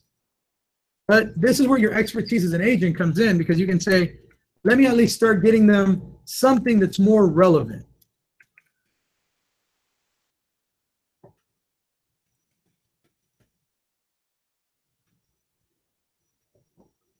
So now instead of her getting only one house at 100,000, now she's all of a sudden going to get this email with all of these properties between 200 and 400,000 in the 77080 range. So she's going to go, oh, wait, man, this site, these people, they're really refining my search for me. I think I might want to work with somebody like that. I might want to go to Amazon and buy that chainsaw because it's right in front of me all of the time. And it's things that are relevant to me. So this is how they start receiving that. So now I leave that.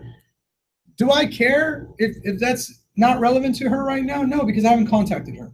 When I contact her, I'll say, hey, well, you know, this is how I got your search set up right now. Is that relevant to you? Well, no, actually, I'm looking to spend $600,000. Okay, great. You can go in and update it. Well, you know, I just looked in 080, but I kind of want to look in all that whole region over there. Great. You can also do map searches. So they can go in and click and just search on a map and say, well, I want this whole area here, and they can draw that entire area on their map. So they have a lot of flexibility in what they do. Now, let's say that you want to send them an email with the copy to their search. So they see all of the search results. That's what you were saying, Rudy. Here's everything that might interest you and what you're looking for. You create the search, then you hit link, and it copies a link to your clipboard. Now you can go in, select it, create an email, send it to them. So I want to go in, if I wanted to send them an email,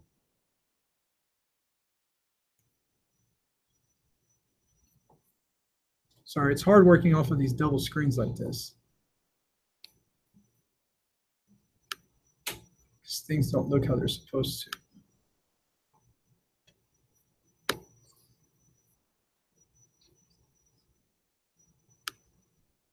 I can click on her email, type in property searches that might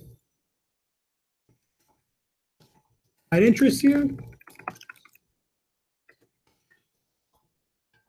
I can also select from one of the templates. There's a bunch of templates already built out in here. But let's say that I don't want to send a template and I just want to say, hey, Elizabeth,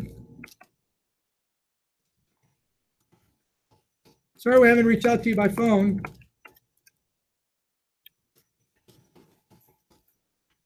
Someone will be contacting you today.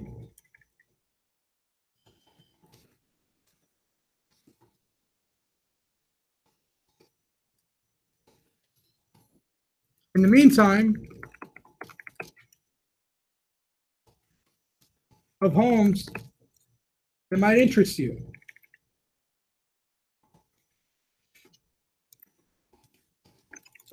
Thank you.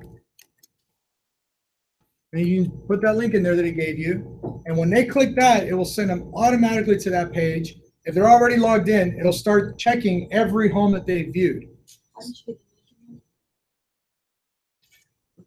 Well, let me send this real quick. Yeah, it won't let me. It's okay. Right here where it says link. How'd you get it into the email? Oh, when you hit the link, it copies it, and then you just paste it. Oh, okay. Yeah, so it's just Control-V to paste it, or you can right-click and hit paste, and it'll paste it on there for you. Yeah. Now, let's say that somebody calls you and says, stop blowing me up. I'm getting too many emails. This is spam. Like, you guys are driving me crazy with all these emails. All you have to do is go into their property alerts, and then you can change it. They get them on Sunday, on Monday, on Tuesday. They can get them on multiple days, only on certain days. You can select what days that they receive them. So if somebody's like, hey, stop, I just want it once a week. Great, what day would you like to receive that? I don't know, send it to me on Monday morning. Awesome. Can they opt out on the email, like on some of them? They can unsubscribe on their side. If they unsubscribe, it'll send you an alert saying, so-and-so has unsubscribed from your emails. What do you think is the best practice when somebody unsubscribes? So call them. Hey, what's going on, man? I saw that you unsubscribed from the site. What's going on? 99% of the time, it's going to be, well, you keep sending me a bunch of stuff that's irrelevant to me. Yeah. Okay, well, I'm so sorry about that. Let me update your lead record, and let me set up a search for you that makes sense. And then you can update it and then send it back to them, and then they can resubscribe to those property alerts. Remember, even though they unsubscribe, you can always go in, and I'm going to have to go back in to the leads dashboard to do this. It's because it won't let me, since we're on the double screens, it won't let me scroll on that side. From here, if they've unsubscribed and you talk to them and they're like, hey, you know, I actually want to start getting the property alerts again, you can go back in and resubscribe them to the property alerts. They can resubscribe themselves, but a bunch of people, then you have to explain to them the settings. You got to go into your settings and find the subscriptions page, and then you click. It's a lot easier for you to go in and click and then turn it back on. Yes. So once they, so if they unsubscribe, that little box will be unchecked. Would be unchecked, yes. Okay. And it'll say they unsubscribe from alerts, from emails, and from texts, or from what they've unsubscribed. Just because they've unsubscribed doesn't mean they're no longer a lead. Okay, they are still a lead. A lead is not a lead until someone has literally told you, get out of here, get out of town, don't contact me anymore. If I ever hear from you again, then I'm going to show up at your house, you know, that kind of thing. Then you want to trash the lead. Other than that, a lead is a lead. You keep contacting them. You keep refining their search until they tell you either that or they say, hey, I'm ready to schedule an appointment and look at buying some houses. You'd be surprised how many of these people, they've slipped through the cracks and we don't contact them within the first, because you should always contact any new lead within 5 minutes, right? Some of these people slip through the cracks. We contact them a day or two late, but they're getting their disc campaign You see how down here it shows that the disc campaign is turned on for her? They're getting their disc campaign, they're getting their property alerts, and they've actually reached out to us and said, hey, I'm kind of interested in seeing this house, with us doing nothing. Okay? That's what's great about this system. Seems like you're doing something. It seems like you're doing something. Yeah. Right. Yeah. But the best thing you want to do is anytime you get a new lead, go in there, update it, update the safe search so that it actually makes sense and they're getting properties that are relevant to them. Okay? Now, does anyone have any questions about individual lead records, how to do a note, how to look at the info, the reminders, how to set up an appointment, or the subscriptions part? And remember, the subscriptions part is also where you can send the link to the app. And it'll send them an individualized link to the app. Huh? The drip campaigns are down at the bottom. Under campaigns, it'll show you which drips that they're on. So see right here, it says email number 2 sent on day 5, social/entertainment at 5:30 p.m. So it tells you exactly which email was sent on what day. And then later today, I'm going to show you how you can create your own drip campaigns, things like that, using the templates and keeping it simple. Yeah, go for it. Go over how to take care of leads that you have now and you want to like upload them through Excel.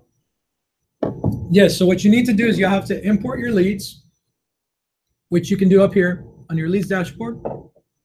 Import leads. There's a certain format that we should. Yes. So all it is you submit an Excel file and you want to make sure that it has CRM context. You can download that one and then you can use that as your template. Yeah. So you download that one in CRM context and then you use that as your template.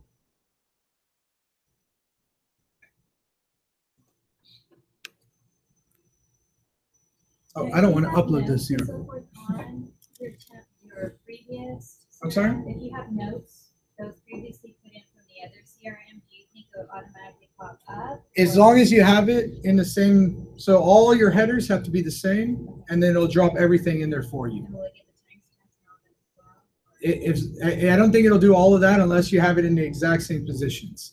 So it starts to get a little complicated. You just have to realize you're gonna lose some of the information when you transfer it over. And you may have to have like a data entry person, a BA, spend 2 or 3 days re-adding all of that information. So when you re-add it and you want to put it to a specific day that the call was actually made, can you do that? When you re-add it, you want to put a specific day. Because you know how you add in the notes and it already automatically comes up with the stamp of the date and the time? Yes. You change that.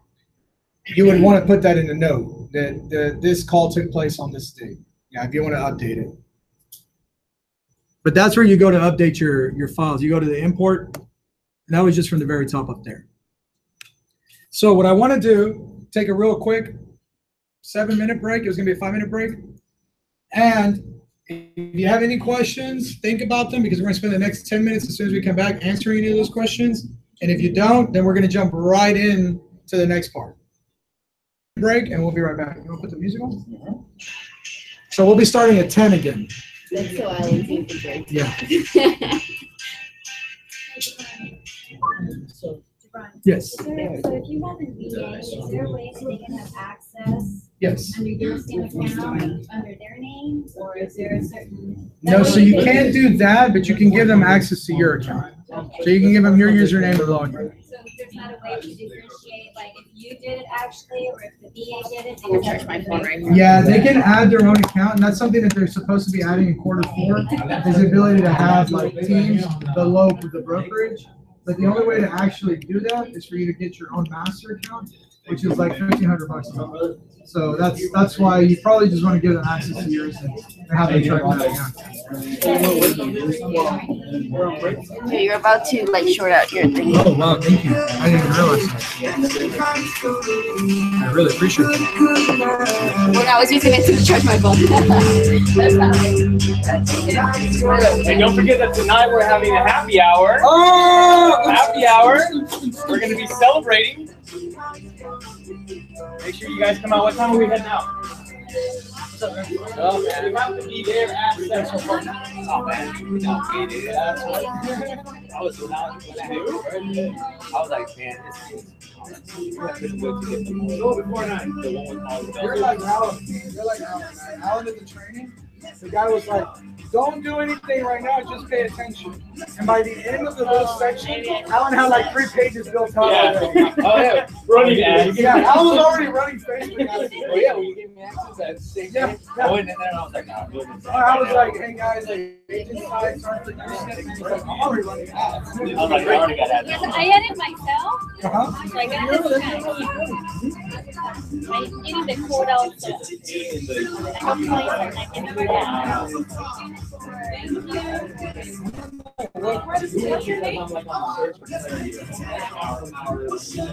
I'll have to look at yours when we look at it, because I've never gotten to the next one. I think we'll be right up. The drip campaign.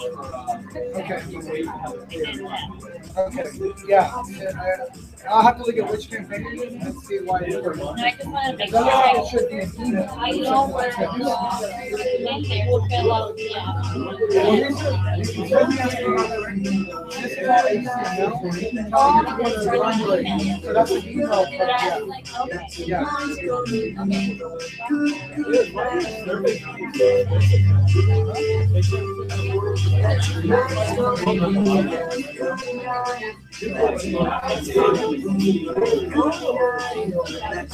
email. They charge $375.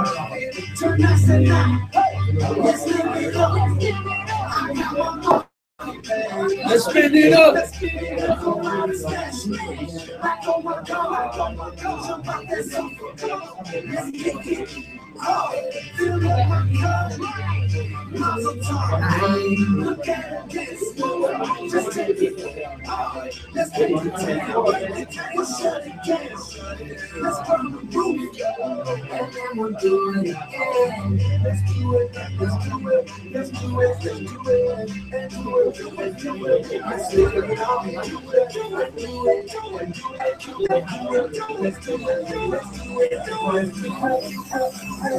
Here we go. Here we go.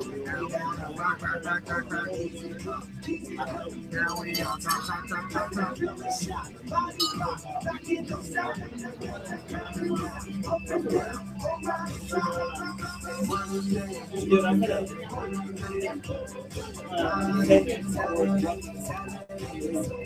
Cool. The Google and the Mason little brand.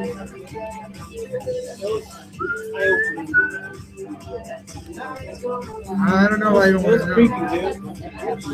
Some of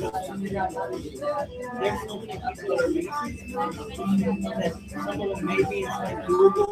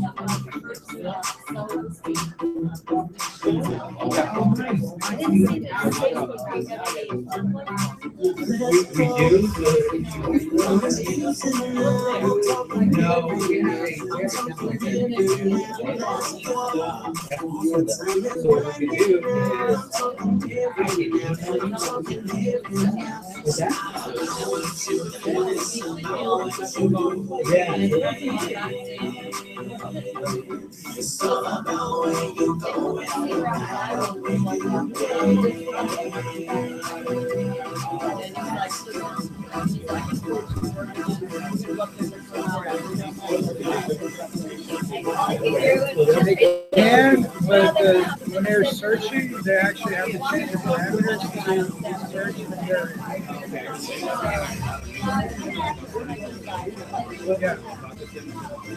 Yeah, you can. I'll have to show you how to do it, but they have to actually do the search on their end. We can't do it on our end. Because on our end, it only has.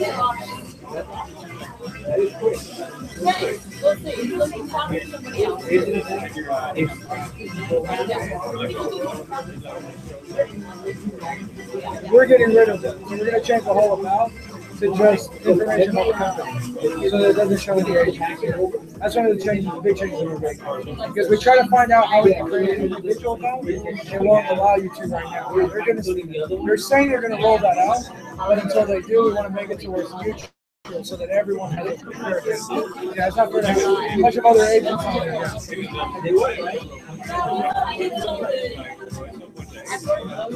Yeah, no, we're getting rid of that, so we're just talking about the company in general.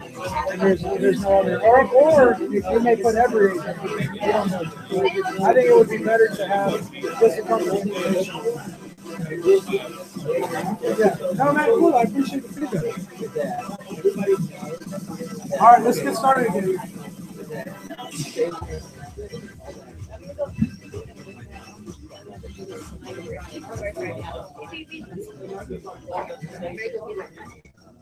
All right, guys, so I want to keep going.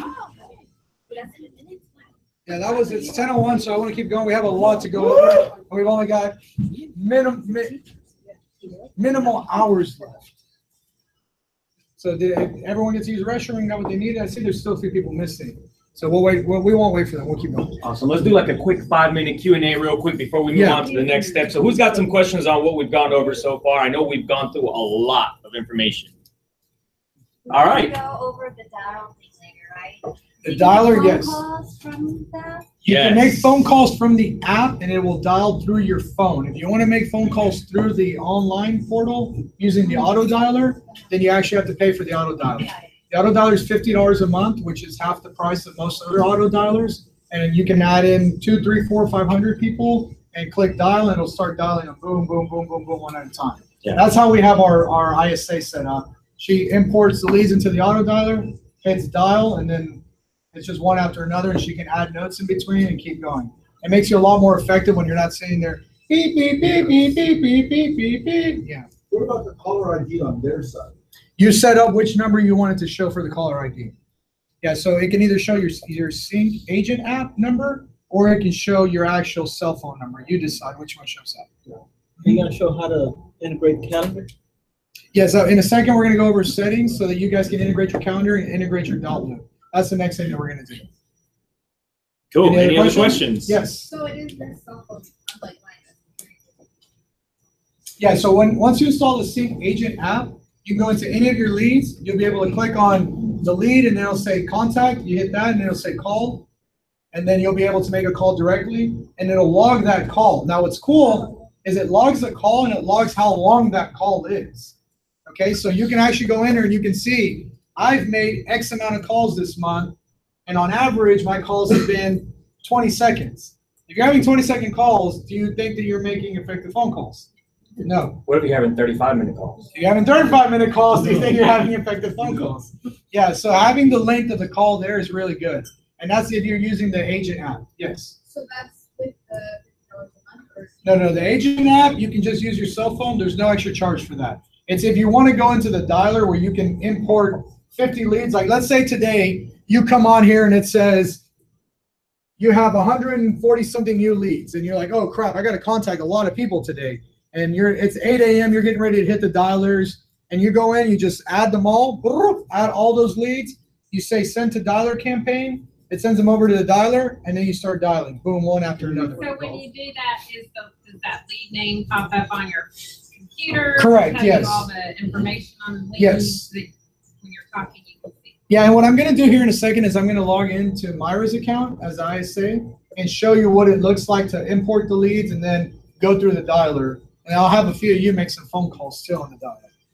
Woo! Ooh, everyone got nervous when I said that. We're not recording the actual conversation. We're not recording it, but if you want to record it, you can run it through Ring Central and record it.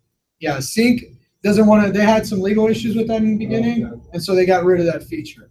Yeah, they're based out of Atlanta, which is they're based out of Phoenix, which is in Arizona, and Arizona has some really, really strict laws on recording phone calls. Texas is an open recording state. You don't have to have consent. Yeah, one-sided consent in Texas is enough to record a phone call. So as long as I know it's being recorded, it's enough consent in Texas. Arizona is really strict about that. Any other questions before we jump into the next things? So does everybody know how to put in a lead right now? Yeah, so if you needed to add a lead, how would you add a lead and what would be the best things to do? So the first thing you want to do is you want to go to leads. Now, at the very top of the lead page, you'll have a button there that says add new lead. Here, Juliana, this is where you added yourself. You see you fell in and it's assigned to you right here. So it did go in and it went through. I think you're just using an email template through text message. So you just need to go through and edit that email template, get rid of all those HTML code, and then it should work normally. But yes, you did go in and you're assigned to yourself here. You can see you got no activity on the website because you logged in differently. And the last touch was 22 minutes ago. Okay, and then under the lead source, it shows that that was a manual lead entry. So you went in, you added it manually. Now, let's say I want to add a new lead. I go in here. This is just saying that the leads are the responsibility of the agent and that these are manual leads that you're inputting yourself. And then you can go in and you can add all of the leads information. Are they a buyer? Are they a seller? Is it an agent that you're trying to recruit? If you're trying to recruit teams, you can actually use the system to help you recruit agents. There's a lot of CRM templates, a lot of contact templates already there. So you could actually be recruiting team members as well. So you go in there, first name, last name, email. If their email is unknown, then you want to click unknown. So you have no email address for them. It creates an email for them in the meantime that will contact them through the CINC app. Okay. Phone number, address, city, state, zip, all of that. If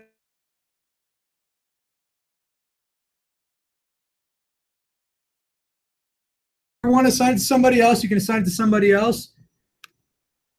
If you want to work with somebody else on a deal and you both want to be in there, two people can be in there at a time. One person under agent, one person under listing agent. Now, technically, listing agent is for somebody who's representing a seller. But the way that CINC utilizes it is two agents can work on the same deal at the same time. One is agent, one is listing agent. So you have two people working a lead, two of you can be working it that way. So let's say this one's assigned to me as agent, but me and Alan are going to work it together. So I'm going to put him in there as Alan Hernandez as the listing agent. And then under the label, and we're going to talk about labels in depth in a second. You can create all of your own labels. All that I ask is that you will have your own name. So it'll say like Ann's labels or Jesse's labels or Caesar's labels or Yesenia's labels. Keep any custom labels that you create under your name so that the company labels don't get messy because there's certain company labels in there already. So let me go in here and I'm going to put, okay, this label is a coming soon. Somebody that we talked to, and it's a seller. That's what the S stands for, seller, and it's coming soon. I add in all of that information, and then I'm ready to go. Under the lead source, I want to put where this lead came from, right? So this one came from a referral. So I'll type referral in there, and then you can click normalize, and it'll actually let you select a source. So you can go from the lead. That's really weird. You have to type the name yourself. Okay. I don't know why it's doing that. But it should pull up all the different sources in there. So I'm going to look into that and see what's going on with that. But for now, you just can type in manually whatever the source is, and it'll save it under the source. The more important thing is your labels. You can filter by source, but it gets really messy. The labels is where you really want to use it. You can attach multiple labels to one person. So one person can be attached as coming soon, and it can be attached as sellers in Sugarland or whatever else that you want to do. You can create all of your own labels. I've turned on that functionality for you. Just make sure when you create it, you put it under your name. And I'll show you that in a second. We're going to go into labels in a second. Right now, I'm just trying to show you how to add a new lead if you had to add a new lead. So you put all that information in there, check all those boxes, and when you hit save, it'll save it into the contact record. Is there a way to list it if they're just your advocate, not really buying or selling? You still want to put them in there as something. So you want to put them in as either a buyer or a seller, however you worked with them in the past or what you expect to work with them in the future. Because even advocates, you want them to work with you too. An advocate that doesn't work with you is just kind of a person, you know? So you want to make sure that they're working with you too. So make sure that they're somehow in the system tagged to you as well. Now, you guys are talking about labels, so let's get into some labels here. So let's go back to the Gibran Hernandez. So if I wanted to add a label to Gibran, I can come over here and click plus label, and then it allows me to put in all the different labels that I want. So you see, I've already started to separate them out a little bit. Okay, so I need to fix that. By imported, and it's coming up on yours. Yeah. Well, what I'm going to do, these are uncategorized. So this is just means that you imported a big list and that label is existing in the system. But pretty soon, and I'm trying to do it by the end of today, is you will have your own section that says run as labels.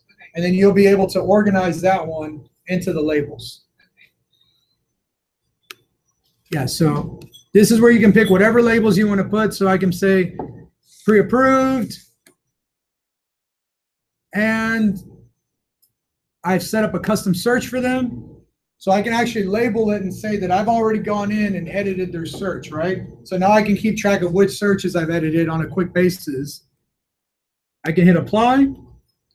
And now he'll have those two labels here, that he's pre-approved and that he's a custom, that I've gone in and I've customized his search. Now those are existing labels for White Picket. And when you go back into your lead dashboard, you'll see here that those two labels exist right there.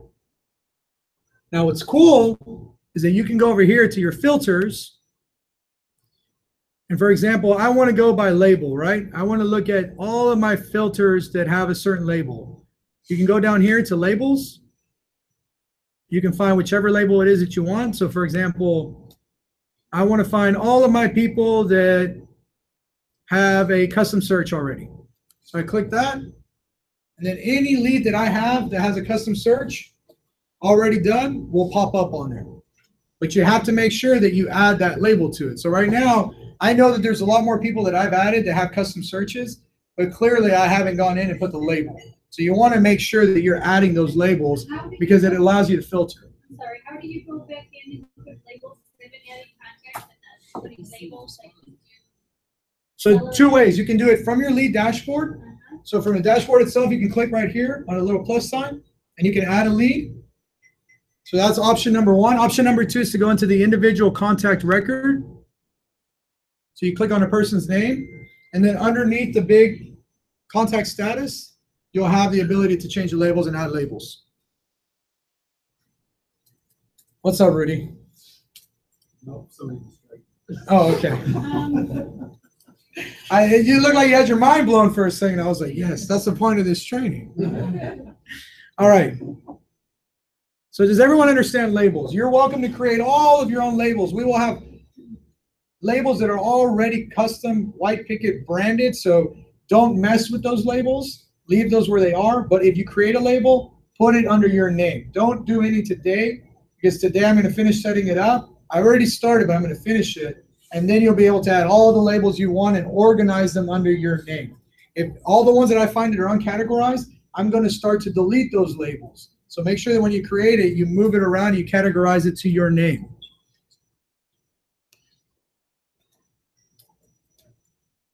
All right, the next thing that I want to look at is how do I know which leads I need to work with today? Right? Well, how do I know which ones are the most urgent ones that I need to jump on and get on today? So the system, CINC, has already gone in and created custom searches for you. And they fall under these pipelines. So when you click under pipelines, you have all of these new leads, attempted contact. These are how you filter out by that contact. So you want to look at everyone that has a new lead designation. You click new lead. And right now I have my other.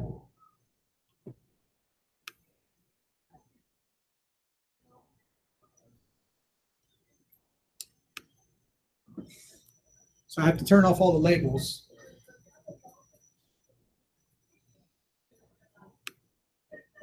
So that button with the circle and the X that turns them off, that doesn't delete them.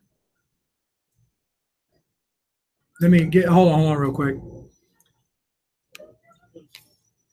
Yeah, I think the internet is just going slow. Yeah, it is, because I tried to log in. Okay, perfect. So now I can go in and I'm able to hit new lead.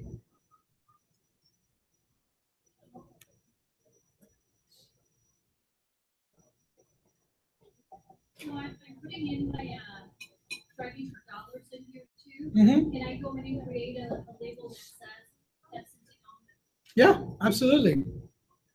Yeah, you just want to make sure you put it under your name. So everyone here has their ability to have all of their own custom labels. Just make sure you put them under your name. That's how we're going to be managing. So everyone who's in Peak Producers, and if you aren't Peak Producers, the ISA services that we're going to be offering for agents, this is how we're going to manage it all through the labels. So anytime that you would assign something over to the ISA, then you would assign it over to her with the label that this is an ISA client. And she'll have her own label. You click on it, and then we'll know that that goes to the ISA and that it's tagged to you. What is it?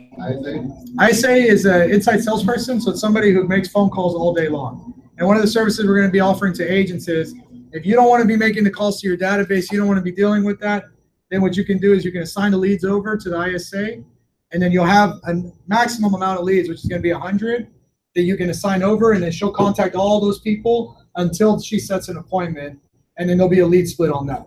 So we're just working out the details, but we plan on launching that in about 10 days. So October 1st is when that service will launch. We're also going to be launching a marketing service for listings. So if you don't want to do any of the stuff for your listings, we're putting all of that together in a package, in a box, and doing a commission split on that as well. If you don't want to manage anything except answer your client's phone calls and basically keep in communication with your client. So we'll do everything else, lockbox, photos, everything. Marketing, we're setting up the website, running Facebook ads. We take care of all of that for your listing as well. All we're trying to do is find ways to get a lot of the busy work off of agents' plates and put more of the belly to belly, you going and meeting with sellers and buyers on your plate. creating the label, I would do Juliana, Poland.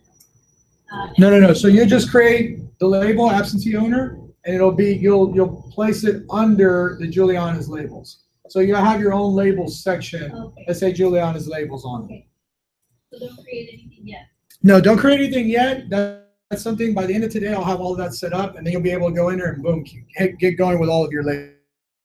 To do all this on the mobile app? There's a lot that you can do on the mobile app. You can't do all of it from the mobile app, but you can update the lead. Like you can update this. You can add labels.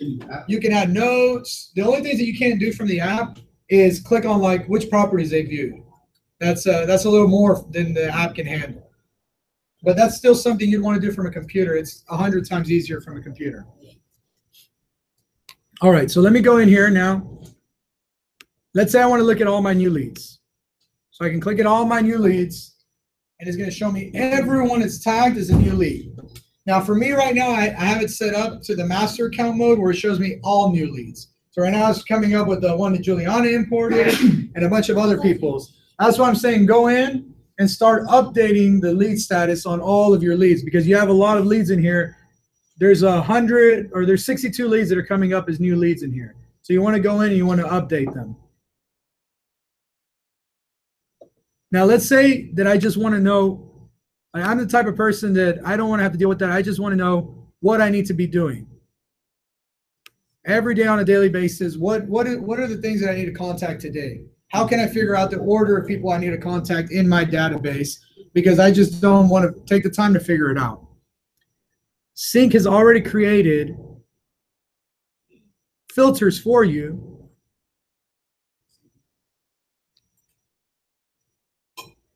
And it's under your Save filters. So when you click on filters, you click under Save filters. And this is how you figure out P1s. P1s are people I need to contact now immediately. These are new leads who have not been contacted or people who have recently been added to the system. So you see it's the same number, 62. So this is all the same brand new leads. Those are my P1s. I need to contact them immediately. Yes. And these leads, they could be viewed by you or by other people? Not by other people. So when I have the master account open, then I have access to the leads. Yes. So, okay, so Can you make changes like on one of my leads or something? I could, but I won't. Okay. Yeah, I'm not going to. I don't have a reason to do that. Yeah. No. Yeah, all the changes get recorded in there too, so you can see the whole trail of any changes that have been made. Now, the reason that we have it set up like that is so that you can assign them over to the ISA if you wanted to. Because the ISA has to have access to all of the leads to be able to contact them. All right, so P1s.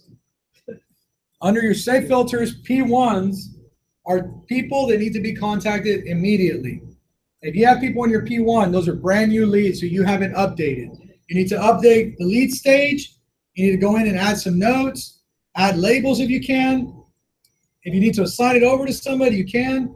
And if you want to go ahead and send them the app link, right? Because you want them to install the app on their phone and start searching for houses directly through the app. So those are just a few things. Now, P2s are people that I've contacted before. In the last 14 days, they registered or they were put into the website and contact again. So see, I have 54 people under my P2. So the way that those are P1 is priority one. That's what the P stands for, is priority.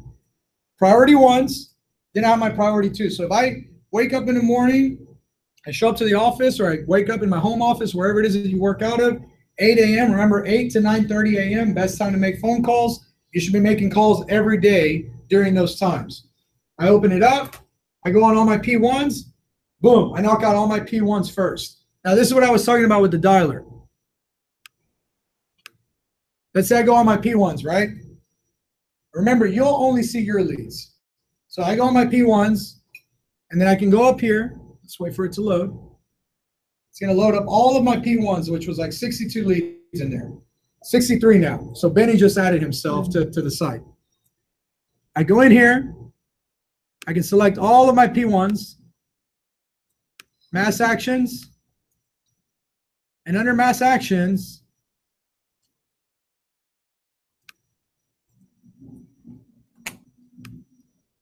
if I have the dialer, in here it'll say send to dialer campaign.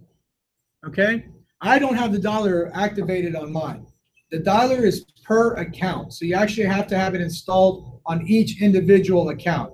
So that's why it doesn't show up. But if I did, it would be in here and it would say dialer campaign. I'd click that, I'd send it over to the dialer, and then I can just hit, it'll pop up here on the side and it'll say, and I'm going to log in later so you can see it. But it'll pop up here on the side. I just hit start calling, boom, it starts dialing those people directly through the dialer. Okay? It's going to have an option to leave a voicemail. Raise your hand if you think you should leave a voicemail. Raise your hand if you don't think you should leave a voicemail. Yeah. Really? Yeah, you don't want to leave a voicemail. Yeah, voicemails have been found to be really ineffective, and people have actually less of a chance of answering your call again when they hear your voicemail, because they feel like whatever information needed to be delivered has already been delivered to them. Yeah. So voicemails are actually, for lead, I mean, if you've got to call a client, you have something really important, yes, leave them a voicemail. I'm talking about for a brand new lead, they haven't spoken with you before, it's been a long time since you've spoken, don't leave them a voicemail. You can send them a text message, because text messages are effective, but don't say everything you need to say in a text message. You want to say something like, hey, I tried contacting you, I'll try calling you again on so-and-so date. And then you'll go in here, you'll put attempted contact, and set a reminder for when is the next time you're going to call that person. What if you just said the same thing in voicemail? It's just best practice, don't leave a voicemail. The option is there if you want to leave a voicemail. So if you're like, no, I want to leave voicemails, I think that it works for me, you have the ability to do it. I'm just giving you the best practices. So the site has a lot of things available to you if you want to use them, but I'm telling you what the best practice is. What if you never show Kind of cool. Yeah. Call. Thank you for calling. Hi, Picket. All right. So you have your P1s. You go into the office, you call all your P1s, then you call all your P2s, and then you want to go and jump on your P3s. Now, P3s, what is that? That means that they registered in the last 30 days, and they've only been contacted once. All of these people have been registered in the last 30 days. They've only been contacted one time. It's time for you to reach out to them again. So look, we have 72 people in here right now. So those are people that, priority number 3, you get through all the P1s, all the P2s, now you're on priority 3, you start dialing those. Yes. It sounds like you have two categories for callbacks, the Ps and the actual reminder to call them back that you put in the lead, right? Correct, So yes. you're working those two separately? So you want to do anything that you have a reminder on first. So all your reminders are For that first. day, if I Yeah. got 1 or 10. And it'll tell you on your dashboard, you have 7 reminders today. You click there, and it'll show you all the reminders. Now remember, the reminders might be even more specific than this. So the Yeah, reminder might 1:40. say, call this person at 11. Because you might have somebody who's like, I can't talk right now. Call me back during my lunchtime tomorrow. Yeah. Then you'll put a special reminder for them. Yeah. So those people, this is just, I want to throw people into a dialer. I need to start hitting the phones because I need to drum up some business. I need to get people interested in what I'm doing. Then you go in there and you do that. So you start with your P1s, your P2s, and you go to your P3s. So after you converted a lead to An appointment? Contract, yeah, an appointment, right? So the next is there a stage way would be to separate appointment. that? Is there a way to separate that? Yeah. So once you have them in an appointment stage, Then they're off. so hold on real quick. Let me. So you want to contact your P1s, your P2s, and your P3s. Now your P4s are people who are registering as having searches that may not be effective. Okay, they're having searches that are way too broad. So for example, this person's search right here is only looking for houses that cost $350K in Pearland. So that's somebody you want to go in, update their search for them so that they start getting more relevant properties. So this is your last priority. So there's 14 people here who we could go in and start updating all of their searches. Now, I could sit here and be like, Ashley, but the reality is I haven't shown them how to do this yet. So this is the first time anyone's learned how to do this. But yes, we can go in. Now look at this. This person has looked at 33 different homes. Okay? They have one saved search in here, and we last contacted them 20 hours ago. They registered for the site 4 days ago. Is that a pretty hot lead? Yeah. So for example, I'm going through here, I'm looking at my P4s that day. I've already made my P1s, my P2s, and my P3s. I'm going into my P4s. I want to take a look at what their safe search is. So then I can look at their safe search and I can go, okay, and start getting a better idea of what they set up. So they set up 1 bedroom, 1 bath, 139 to 202,000 in the city of Houston. All right, well, that doesn't give me a lot of great information. So what I want to do then is I want to go into their actual, what properties have they viewed? So I can click on the properties that they viewed, and this is going to show me the history of every property that they've looked at while they're on my website. So I can see here, 149, 175, 149, 150, 180, 180, 180, 180, 175, 170, 165, 160, 160, 160, 160, 160, 155, 150, 150, 150. Every single property she's looked at is between 150 and 180. So I can go, okay, that gives me an idea, 054, 090. So her zip codes are kind of all over the place, right? So it's hard for me to tell what exactly she's looking at. Now, if I wanted to, I could break it down a little bit more and really get into the nitty gritty of what exactly do all of these properties have. You probably don't want to spend that much time until you've at least spoken with them. And sometimes they can just give you the information because you can be real stealthy and go in and do that. But sometimes just calling them and saying, hey, you know, I want to update your search. I saw you have 1 bedroom, 1 bath. Are you looking for a house with more bedrooms and more bathrooms than that? Oh yeah, actually I need at least 3 bedrooms. Great, let me update that search for you.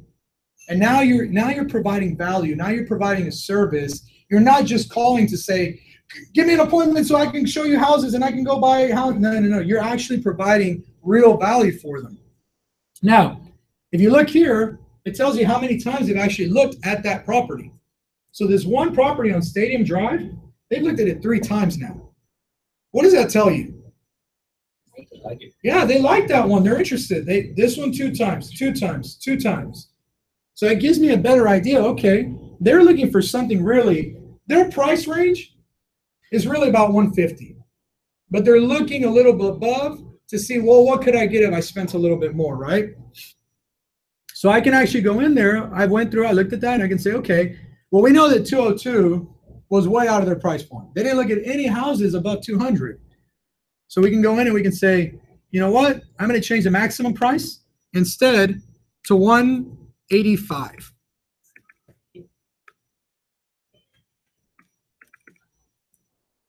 and I update it.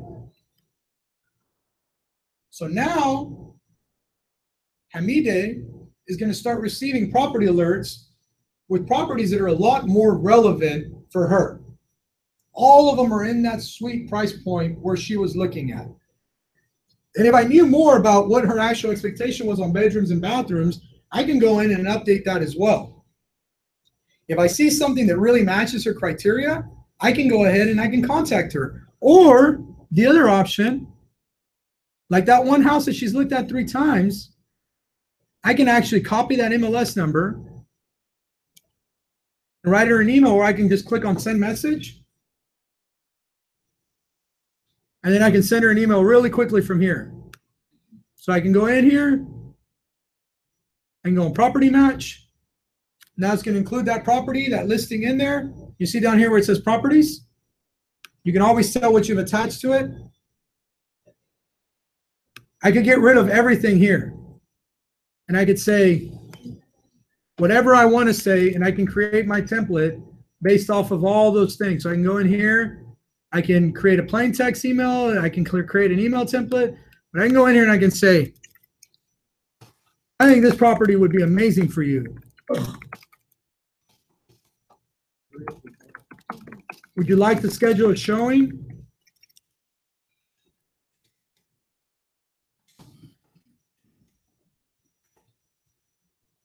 Well, you guys get the point. I can't send it anyways because it won't let me scroll down. But you go in there, you do that, boom, you can send that out. How many other agents do you think are out there being that micro with clients? Very, very few. Okay? This is somebody who's not even a client. All of a sudden, they're going to get an email with the property they've looked at 3 times already. And I'm, as their agent, I'm saying, hey, I looked at this property. I think it would be amazing for you. You know how people, a lot of the times they say like, oh, it was just meant to be. Yeah. Oh my God, things were just meant to be. That agent reached out to me with the property that I've looked at 3 times. Well, yeah, that's the whole point here is we want to be Amazon of real estate. We want to put relevant properties in front of our people. So the things that you need to be doing, making your calls every day, P1s, P2s, P3s, updating people's searches. If you're doing this, you're going to get success because you put that along with creating referrals, you're blowing it out of the water. You're doing amazing. You're giving people what they want. You're not just the agent calling, hey, do you want me to represent you on buying houses? No, you're providing real value before you ever ask for the business.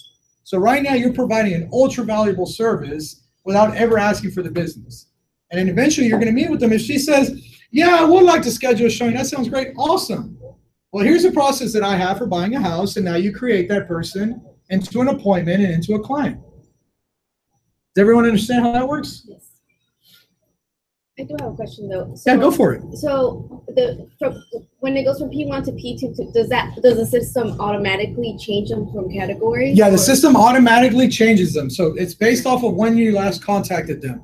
This is contacted them within the last 14 days, contacted them within the last 30, and this is they haven't been contacted and their search is showing up as more likely being irrelevant to them. So go in and update their search. Now, as a best practice, you should be updating everyone's search every time you contact them.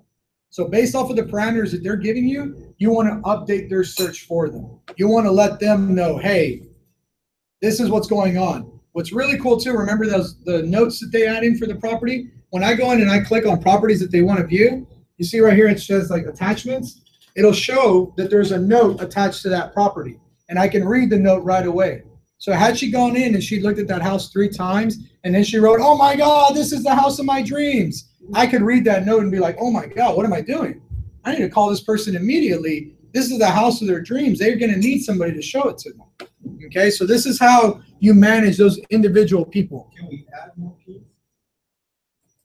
You can add different safe searches. So you can create your own safe searches. So I'm going to show you how to do that in a second. It's really, really simple. So let me go back to my leads dashboard.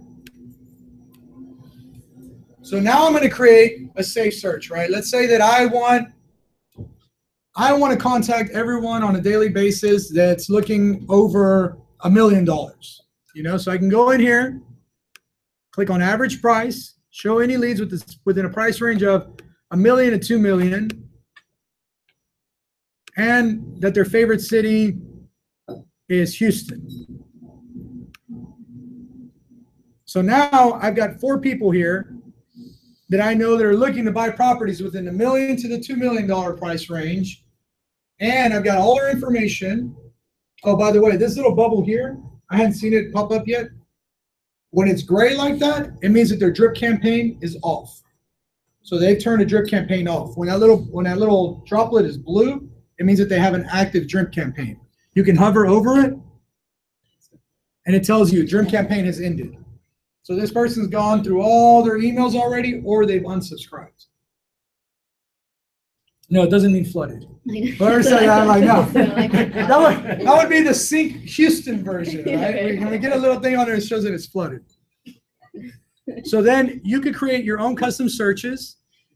You can go in here, you can add all the different stuff that you want. You want to do people within a medium price range. You can say, oh, I want to contact people who've logged in at least 3 times into the system. And then rather than have to go in and click on each one of these little boxes every single time, you can click right here, save current filters. You give it a name, you hit save, and then now every time you can go under your save searches and it'll be in there. And you, like this one can be $1 million clients. Boom. Now I have a save filter for $1 million clients. I can come in here anytime, click $1 million clients. It's going to pull up all of my clients that are looking between $1 million and up. So it makes it really, really easy. A lot of people, when I was there at the training, they didn't understand why would you want to save searches? Like, what's the point? It just makes it a lot easier. So you're not having to sit there and click a bunch of check boxes. So you want to find all of your clients that are located within a certain zip code.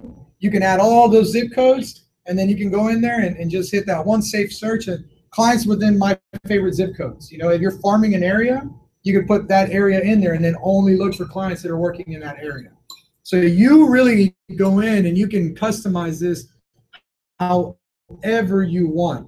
The only thing that I ask is with the P's or the F's, okay? Because those are already pre-generated. Those are they know those work, right? So we don't want to break something that's already working. But yes, go ahead. Sorry. So we've uploaded a list of people that are going to be like our advocates or whatever, that we put in there for our referral business. Mm-hmm. We just like create a filter saying referral partner. Yeah, and what you'd want to do is you want to create a label for them that says like referral partner, and then you can actually sort them by label. So you can go down here to labels, and you'd be able to say, okay, well, let me sort everyone who's got, well, this whatever this list is that you created. So it doesn't match up with the $1 million filter, which is why it's not hitting. But you got to remember, all of the filters you put on there will save. So you can put that filter too, and then save the search. And now you have a search that's all of my advocates and buyers that are 100,000 and up. Whatever you want, you can create that. But you can always go in by the labels and click, and then boom, you can pull up all of your referral partners. Are there any questions about labels or on what are the best practices for how to actually contact your contacts, your leads? You might have covered it, but so if I've got a lead and I've got a seller that's selling cash, okay, I'm an investor buyer and so is there a way to make him come out? Yeah, so create a label Okay, that says cash seller, right. or whatever it is that you want to create. Right. Now remember, labels are generic. Source is specific. So your sources are specific. Like if you've got John Lewis who sends me over a bunch of deals, or Alan has like his Perry Home guy that sends him over a bunch of deals, then you want to make sure that those sources are specific so that you can actually campaign, right? A campaign is a source. Yeah, a campaign can be a source. So you did a mail out campaign, you can call it mail out number 115 or whatever it might be. And then you could actually go through and filter by source. So look, let me show you. Source. And now you can go through and find that source. Obviously, there's going to be a lot in here. But you go through, you find your source. So let's say all of them that come in through Facebook on Sugarland. And now it'll pull up all my sources. Well, this still has my $1 million up there. So that means I don't have any $1 million buyers in Sugar Land.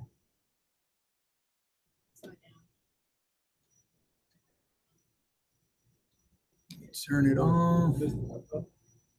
I'm trying to turn off. I'm going to reset the labels and I'm going to reset the other one.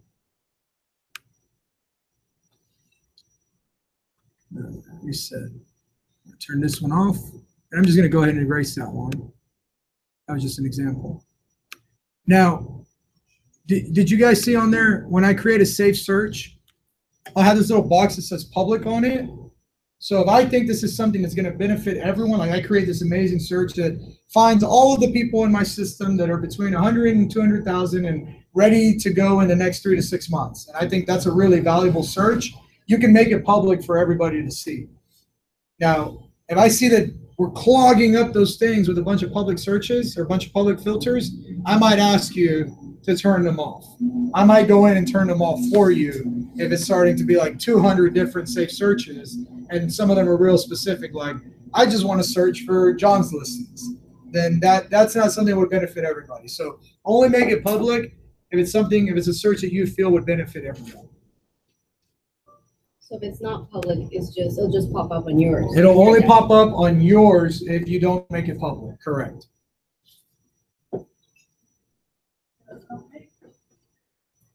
And so now I can go in. I'll select my source. Like I said, there's going to be a lot of sources in here, which is okay. You want your sources to be specific.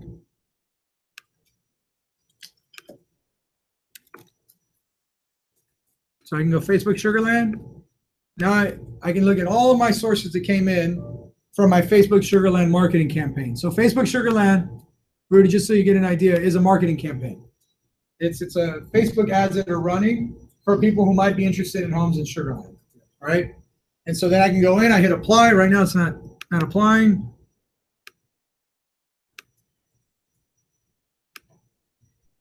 The internet here is just a little slow. I think it doesn't help too that we have probably 20 computers connected to it right now. Well, that source comes from the actual lead sheet, or is that source coming from somewhere else? Well, it depends. So if you're setting up ads, it'll show the source as a URL that sent the ad. So like if you create your own Facebook ads, right, the source will be whatever page you're sending the Facebook ads to. Okay. So it's linking that squeeze page. Correct. To that source somehow. Well, it's linking the squeeze page. The squeeze page is the source. So when you have a squeeze page, it is the source. Okay, so I create the lead page, and then automatically it dumps into the source. Correct. Whatever that lead page is. When I go down to filter, then I just pick that Sugarland. Exactly. Like me, and then now I've got it. Perfect. That's exactly right. Yeah. Can you have several lead pages linked to it? Like one for targeting people for closures, one targeting. Yeah, so you want to create several different landing pages, and we're going to get into landing pages around noon. That's one of the last things we're going to look at is how to create landing pages and how to utilize the seller suite. Yeah. Okay. Does everyone understand the leads dashboard, how to input leads, how to contact leads, how to update their searches? If you wanted to send them the link for the app, all that stuff, does everyone have all that information? I know we've gone over, it's like drinking from a water hose, I know. Yeah, there's a lot, but that's why the good thing is it'll be recorded. You can go back, you can watch it, and we'll try to segment the video out too so that we have different sections in case you want to watch just sections of it. But before I move on, I want to make sure everyone is good there. Good? You have to review it all over again. And as you go and you use it, you'll start figuring it out more. So you want to just get into a habit. The first thing you do every day shouldn't even be your email. The first thing you do should be go in and start contacting all of your leads. Open up your CINC, go into your leads dashboard, run through all your P1s. At a minimum, your P1s.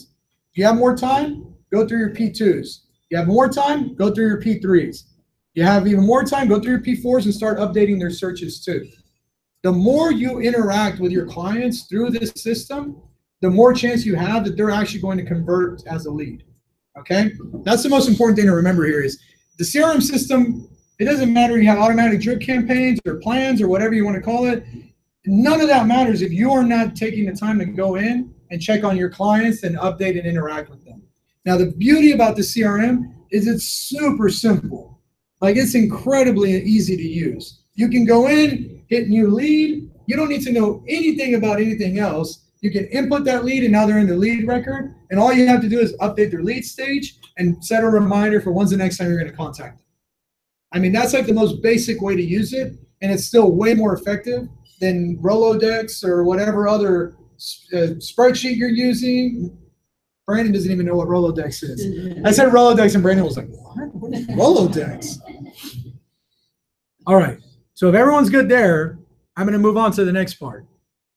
So what you want to do now, we're going to go here to settings.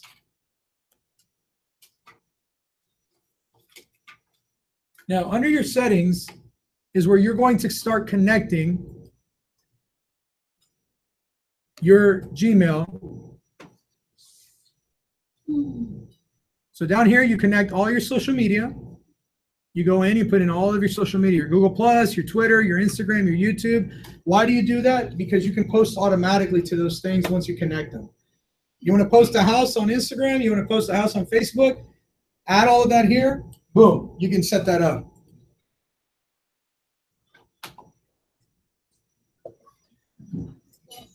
What if we don't have that on the left side? Yours looks different.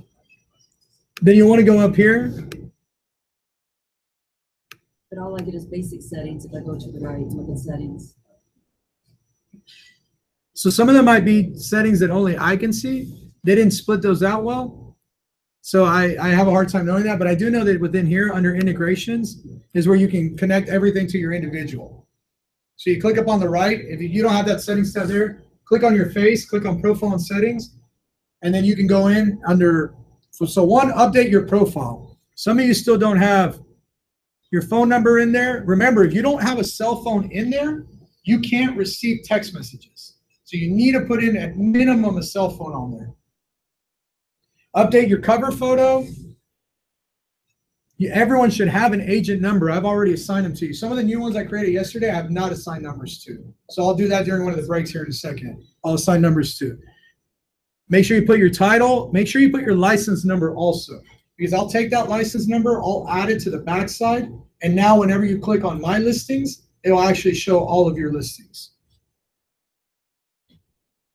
And I'll show you that in a second. That's going to be under the property section. But for now, I'm sorry? The agent number is your CINC number. So people can text you there, and it'll automatically go into their contact record. People can call you there, and it'll forward the call to your cell phone, and it'll keep record of all of those calls coming in through the CINC line. So it'll say, you received a call from this number. If that person's already in your database, it'll put the note under their name in the database. You received a call from John Smith on this date. So you want to utilize that number as much as possible for new clients. Or if you're running ads or anything like that, you want to put that number on there because it'll keep a copy of that lead record all the time. Hey, Jerron, we don't have the option for the Facebook Under integration. under integration. I will find out about that. Okay. So under settings, everyone has settings tab, right? Yes. Okay. Right here where it says HOUTX agent ID. Does everyone see that? You want to go in there and you want to put in your HAR username. That's what that stands for. That's your HAR username. Make sure that that's in there. It's not an option. They're what? Is it under settings? Under settings. Under settings. Do you want to use my computer to see, kind of see what they see? Yeah, well, I can go in and I can log in as one of you guys. Let's see. Mine is. Yeah.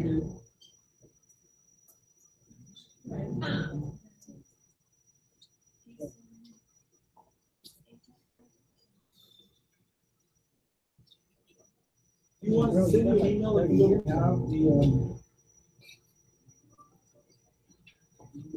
David, do you mind if I log in as you right now? Okay.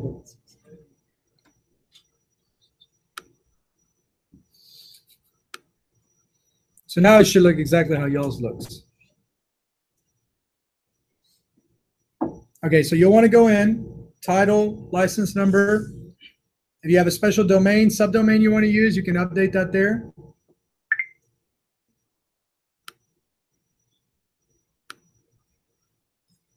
Okay, so you don't have that tab.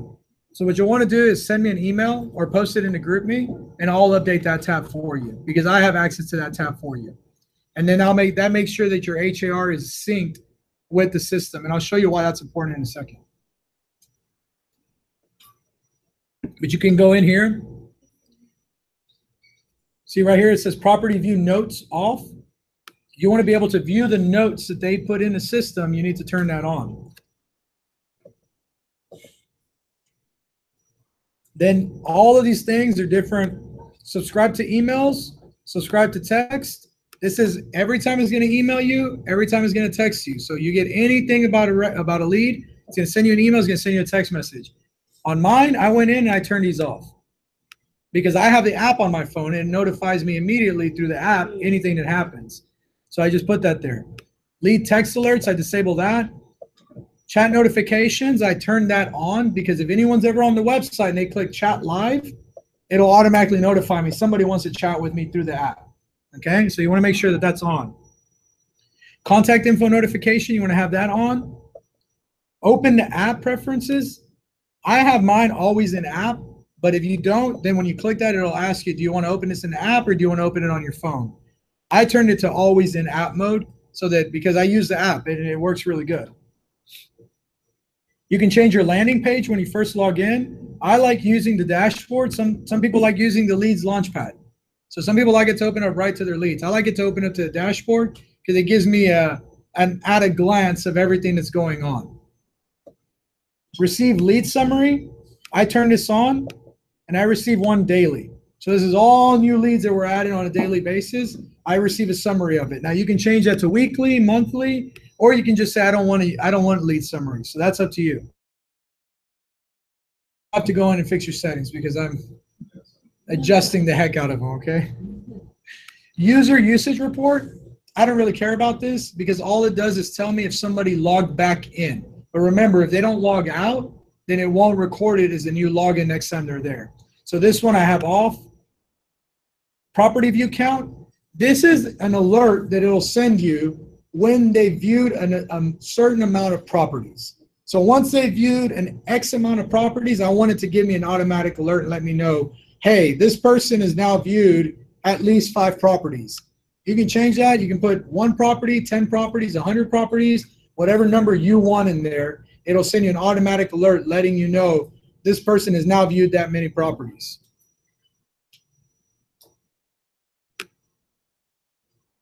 All right. Property view notes. Yes. On? On. I like property view notes on. That's for the notes that they would be putting in? These are for all notes that you put in and notes that they add to a certain property too. All right. So then under integrations, this is where you're going to want to connect. This is where you'll connect your Google. If you're getting Zillow, it tells you how to connect Zillow. If you're using a third-party CRM that's supported, you can also connect that to it. If you have BombBomb, you can connect your BombBomb account directly. If you're using BrokerMint, which is a lead, but down here is where your dot loop is. So you want to go in and you want to connect your dot loop. And if you're using Mojo, you can also go in and have them enable it. So it says how to do it. So right now, let's take 10 minutes and let's connect everyone's Google. And let's connect everyone's dot loop. So if the Mojo, the dialer that you're talking about. Mojo allows you to have like a triple dial or a 5. Yeah. Okay, so it's a different dial. Yeah. Mojo is a different dialer system. Okay. I don't recommend it. There's no reason to pay for 2 different dialers. They only added that because they took away the capability to do a 3-line dialer, and Mojo still allows that. So that's why that's in there. All right, 10 minutes. Let's get everyone to set up their integrations with Dotloop and their integrations with Gmail. If you have any troubles, just let me know and we can help you out. But it's pretty straightforward. What? Let me be DJ. Why don't you connect to this one? I didn't know it does.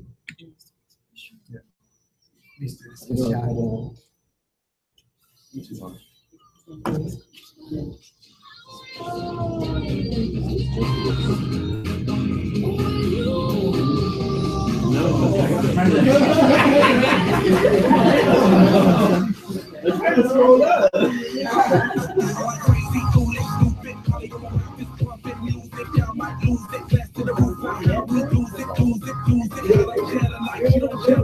And David, you can log in and connect your dollar. Even though I'm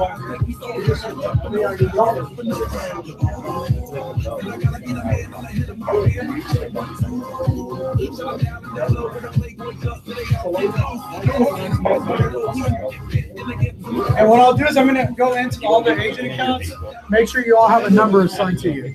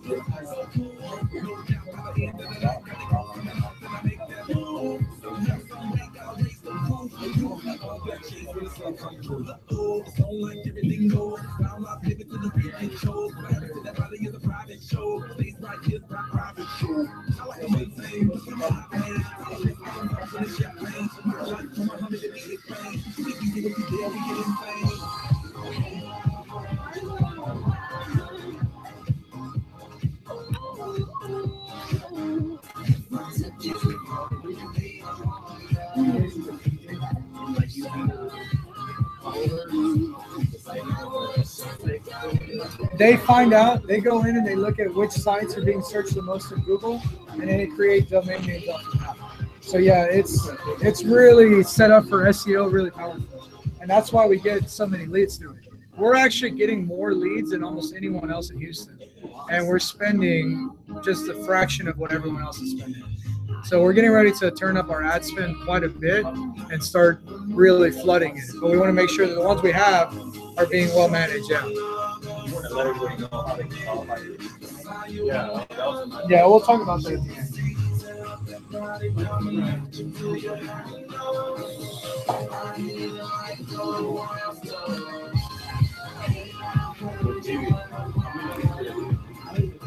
Weekly? Almost 100? Close to it, yeah. We have agents that are signed up that are taking care of them. And then our ISA is the one making all the phone calls. We'll talk about that at the end of the class.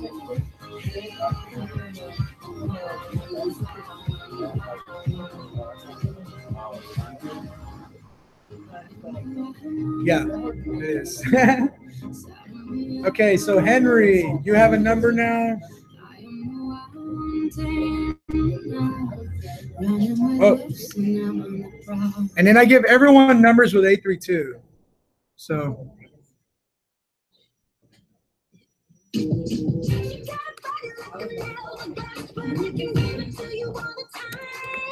Rudy, you have a number now?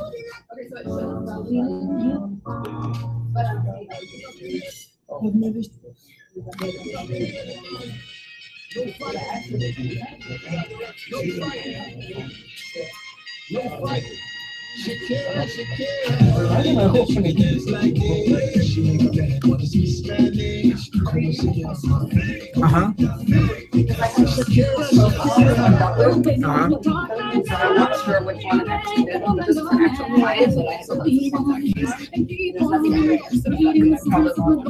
Yeah, you might want to log out of it and try that. That happened to me too, because I had the two profiles. The other thing you can do too, get dot loop to remove one completely. Yeah. Because it doesn't have any, it just says my name. That somebody sent me a file through dot loop to the wrong email, and that's how it created the wrong profile for me.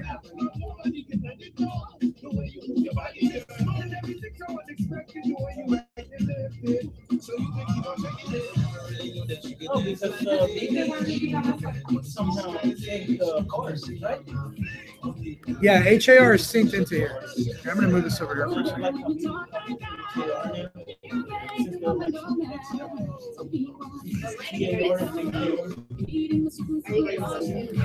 Very, very slow. I'm trying to update my keyboard.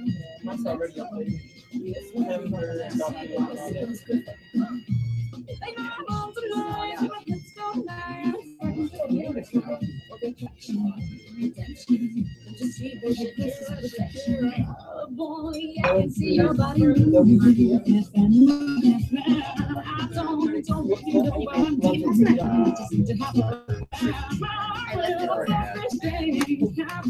September document.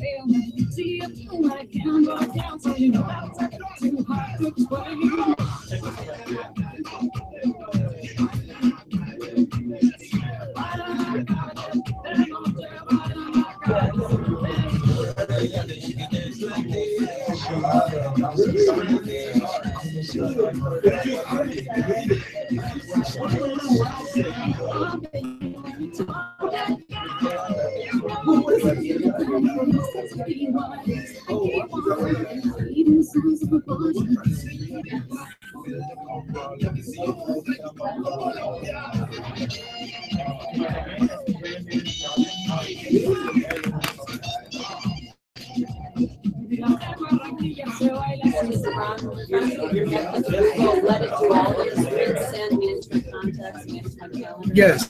Yeah, you wanted to pull all of that into the CRM so that it'll all be right there directly for you.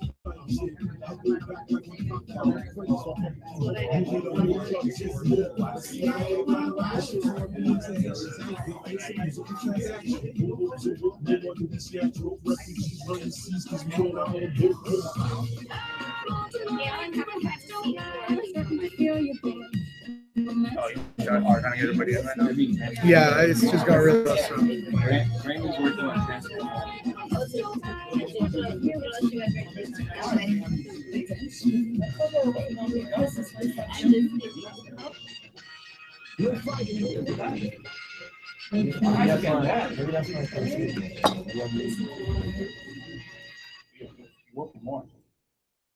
Yeah, right.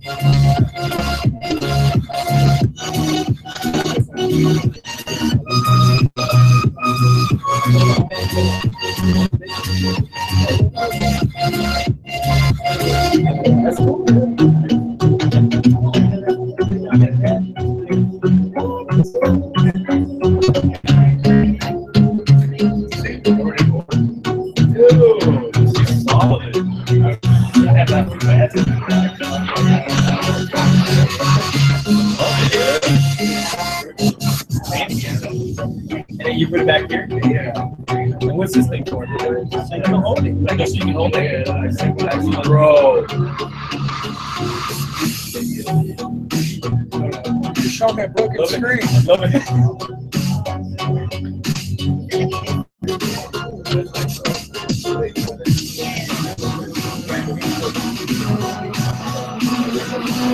Yeah, you can pop it up on there.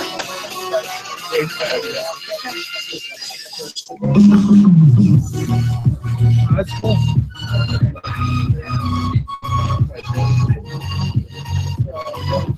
Oh, yeah, that's cool. Yeah, that's a good idea, yeah. I like it.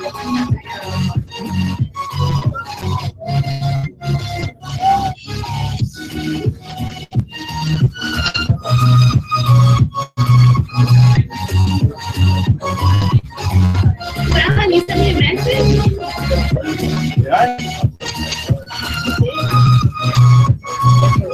Like, this is my first message. Yeah. Oh my goodness, you sent me a message.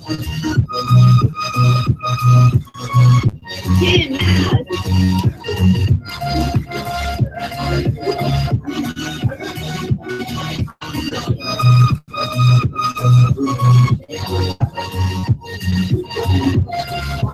Oh, Alex, was this to Tim and Jason? What's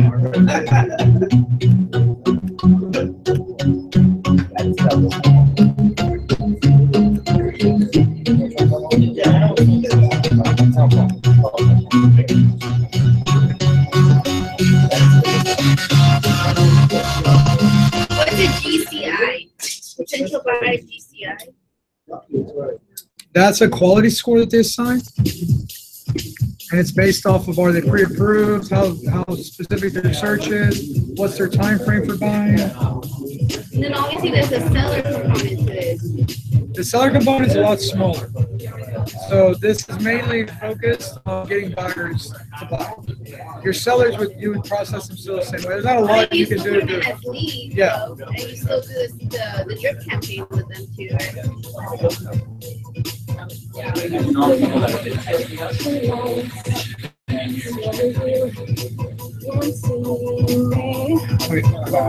We flooded them. This is all Alan. Yeah, we have like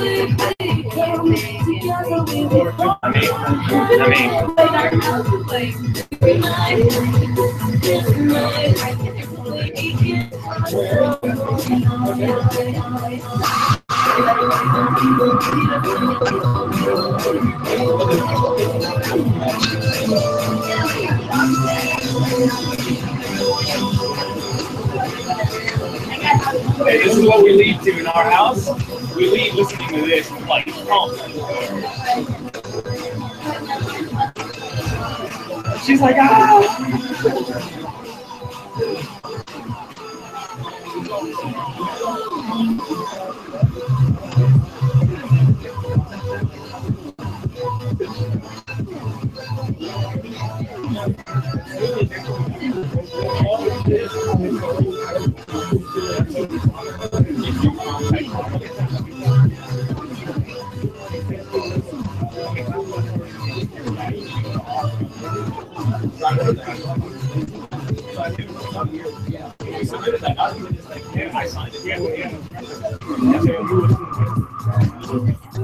But you know what?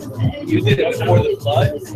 More than likely you got lost. You just need to go over there and be like, hey, what's up?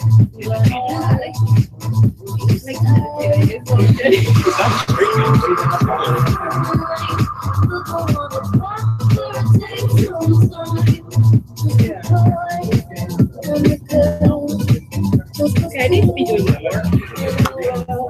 All right, guys, we're going to be starting up. Everybody, let's go ahead and get up. Stand up, stretch out a little bit. Come on, let's get some energy back in our bodies. Come on, guys. Let's get excited about what we're doing right now. We're working on our business right now. We're making sure that we're integrated systems. We're creating automation. That we're making money. This is a money-making activity. So get excited about it. There you go. Get excited about what you're doing right now, folks. Let's go. I'm gonna let you guys know when the beat drops. When the beat drops? When the beat drops. It's coming, you hear it? You hear it? You feel it? This is a really long build-up. Yeah, that's what's important about the beat dropping. It never drops. Here we go. Feel it? And that's what you do at the rave. Come on, there you go, guys.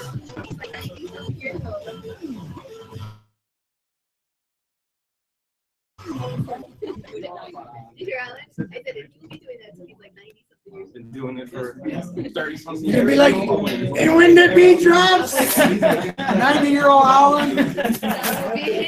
Y'all ready? Here comes the beat drop.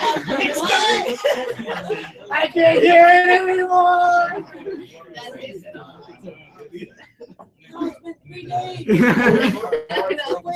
The song's over. All right, so let's go ahead and get back into it. And let's talk about some of the takeaways that you've gotten so far. What have you learned so far that you're going to be able to implement immediately? Give me some takeaways. Not all at once. Yesenia. The labels, the whole save search thing, like that. Okay. Where that can save time. Cool. So by applying a label to a client, you get a chance to really search them, narrow their searches down, or figure out who they are, what they're. Keep in contact with them, right? All right, what else can you do? Yes. So for me, it gives us access to working like a team. It's like, okay, I have a lead in Texas City that I can't work, but hey, I know somebody that can. Let me assign it to that person, and now it's like. Yeah.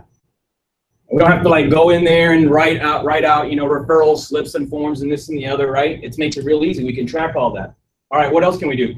Yes. I love seeing all the activity from our prospects. Yeah. Yeah, you get a chance to see the back end of the system and see what they're thinking. Doing, right? Yeah, and then you can reach out to them, like Jabron said, and it's like you read their mind. Yeah. And their mind is going to be blown when you call them. Oh, think about it. If you send them a safe search with the top 3 houses they've been looking at, and they're like, what the heck? Oh my God, it's meant to be. This person knows me. Yes, of course. What else? What else? Talk to me about some investment strategy. What can you do with something like this? Rudy, what's cranking in your head right now? That I can, like in the morning when I wake up, I already know what to do. Yeah. Right? I open it up and there it is. Yep. And I know what I have to do. There's no thinking about it. Just get on it. Yeah. Do my P1s, P2s, P3s, and I get it done. Yeah, absolutely. You know, here's the thing about this system too. It will allow you to track anyone that's interested in any of your listings. So have you ever had somebody go buy one of your listings and call you and say, hey, what's the price of this thing? And then you forget to get all their information, their name, number, and all that stuff. What if you could have every one of those people in one single spot? What if you could have them all in one single spot, and when you had another listing in the area, you could do a search to find all of the people that have ever called you for that area or that house or anything like that. Does that sound cool? Yeah. So what we're getting ready to show you, and Jabron's going to continue, but as we continue to show you the systems and things that this system can do, some of these things will blow your mind. So be ready for this. Write as many notes as you can. Write your questions down. Let's go ahead and continue. We got another hour before we take another 5-minute break. We'll answer some more questions then. We'll go from there. All right, let's do it. All right, cool, guys. So I just want to go through your agent launchpad real quick. So when you go on your dashboard, it should show you your P1s, people that you've already contacted that you need to follow up with. It'll show you any tasks that you have in the system that have been assigned to you that are due today, and it'll tell you if you have any that are already overdue. So you just click there and boom, you're ready to go. On the reminders, any reminders that you created that are due today, it'll show them to you there. Any of them that are overdue, it will also show them to you there. So all you have to do is click on it. If you have one, right now it says nothing in reminders because I'm under my agent account right now and I don't have any personal reminders set up for myself. If I was an agent and I had reminders in there, they would show up. Now down here, potential buyer gross commission income. This is showing you out of all these buyers what you have the potential of actually closing. So this is showing for all agents right now. It's showing this commission on this person, this potential commission on this person, and as you update all of your people with the properties that they're going to close, the potential gross commission, your pipeline will also show based off of the 3% off that listing what you can expect to make as a gross commission income. So that was just really, I just wanted to go through that really quickly. It's pretty straightforward. You can also click on statistics for your response time. So if you put in a lead, it will keep track of how long it took you from lead to making the phone call. But remember, for it to record, you have to make the phone call from either the app or using the dialer directly integrated on your PC. Okay, and then it'll give you how many calls you've made, how many notes you've done, number of emails, how many leads are total in your pipeline. It'll give you all that information. On mine, it doesn't show, like I said, I'm under my agent account right now, not under the broker account. But on yours, it should show, and it'll keep track of all of that for you. The dashboard, basically, like if you're in Peak Reducers or if you're in TMAP, this is your lead dashboard. It tells you number of new leads, how long it took you to respond, how many total calls you've made this month, number of notes that you input into the system, number of emails that you sent out to leads, and how many total leads are in your pipeline. It gives you everything you could want for your leads all right there in one place.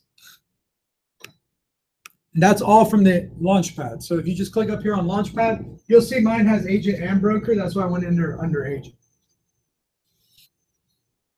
And you can edit these quick modules as well. So you want to change, you want to turn one of them off, you want to turn one of them on, you can go in, you can edit the modules that show up on your Launchpad. Next thing I want to look at is you want to click under communication. So if you integrated your CINC and your Gmail together, it will pull up everything that you have in here. So for me, it doesn't work my Gmail as well as I'd like it to, because my Gmail, I have it split out where I'm using different tabs. So I have like a tab that's for general emails. I have a tab that is for promotions, where all my spam goes. And so for me, it doesn't work that well. But everything else under CINC, these are all the alerts I've gotten from CINC, right? You can go in, you can edit your email signature. So you can put in a new email signature based off of everything. If you get a little picture, you can add it in there. You just click the little picture.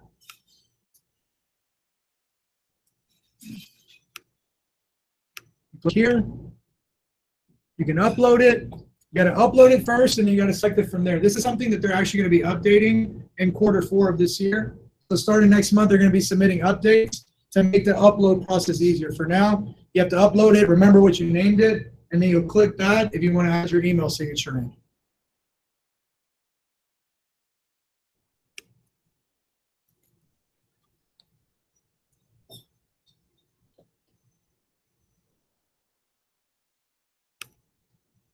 All right. Directly from here, you can send email messages, you can send text messages. You can also look at your statistics on your emails, how many alerts you had in here, how many total emails you received. And it'll say on here exactly what it is that got sent out, how many times it got sent out based off of all of your templates that you have in the system. So this is just getting a lot more micro on your actual information. Much you're still struggling, like, man, I just got to get it figured out, the basic system. Don't worry about any of this. Wait to learn these things once you've gotten the basics down. Remember, the basics are a lot more important than being able to do the top level stuff. Towers were built, like pyramids were built upside down. They'd fall over every single time. Don't try to be top heavy on the really complicated things until you've got the base down. Input my leads, update their stage, notes, reminders. Once you have that down, then you want to start doing some of the more complicated things. Again, your Gmail will integrate directly. So you want to pull up your emails from Gmail, boom. Here's all your emails from Gmail. Like I said, mine doesn't work great because all of this, I have it sorted out in mine, so it doesn't pop up in my inbox. But if you're not using that, then your emails will all go in there. Under calendar, your Gmail calendar will auto integrate into this. Okay, so it'll actually pull up your calendar. It'll show exactly what you're doing on that date on the location. So you can see here, it's got my calendar, me right here, and I had my breakdown at 8 a.m., which I was here doing that, so I didn't make that today. And then I had my CINC training. Anything that's on your Gmail calendar will show on here. You can click the location, and it'll show you exactly where it's taking place. It makes it super easy for you to manage your schedule and your calendar all within the CINC app. Anything that you add here gets automatically added to Gmail. Anything you add in your Gmail gets automatically added to your CINC calendar. So as long as you did that integration during the break that we took, you'll have all of these features available to you. You can actually go in here and you can select which calendars you want, which calendars you don't want. So I've got that in there. You can add right up here, you can add something, and you can even send it to people. So you can create an appointment and you can send it to people. Will it show everybody's? Will it show everybody's what? It's showing like everybody's appointment. So some of you created appointments and you didn't make your appointments private. Yeah, some of you need to go in and make your appointments private. So you added appointments in there, but you haven't made them private. So you need to go in and click set as private so that they don't show up on everyone else's calendar. Does it automatically set, or do you make it automatically set as private? No, just whenever you're creating the appointment, you just want to make sure you click the set as private button.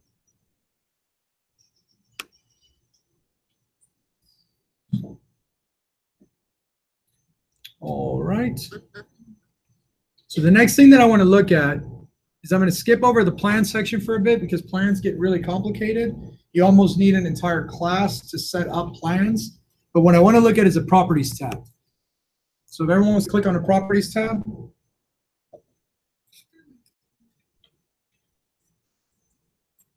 Now, the properties tab is all of the properties that you currently have on the MLS, in your office, and once I put your HAR ID, it'll show your individual listings as well.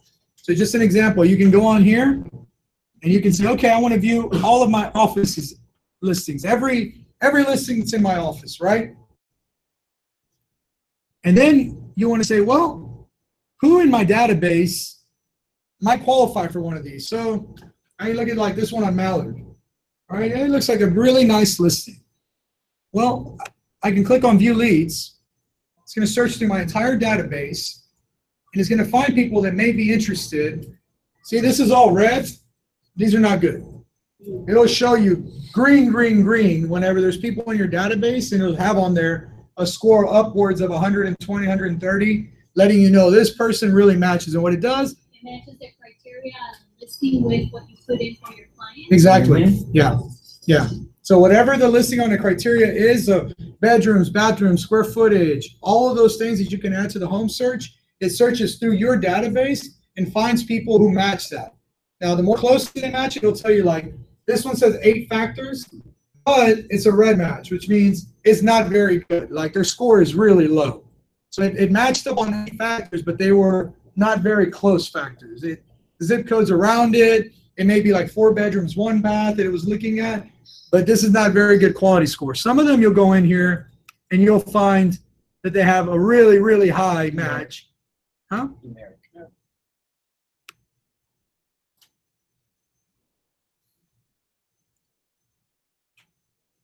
Yeah, so here's an example, right?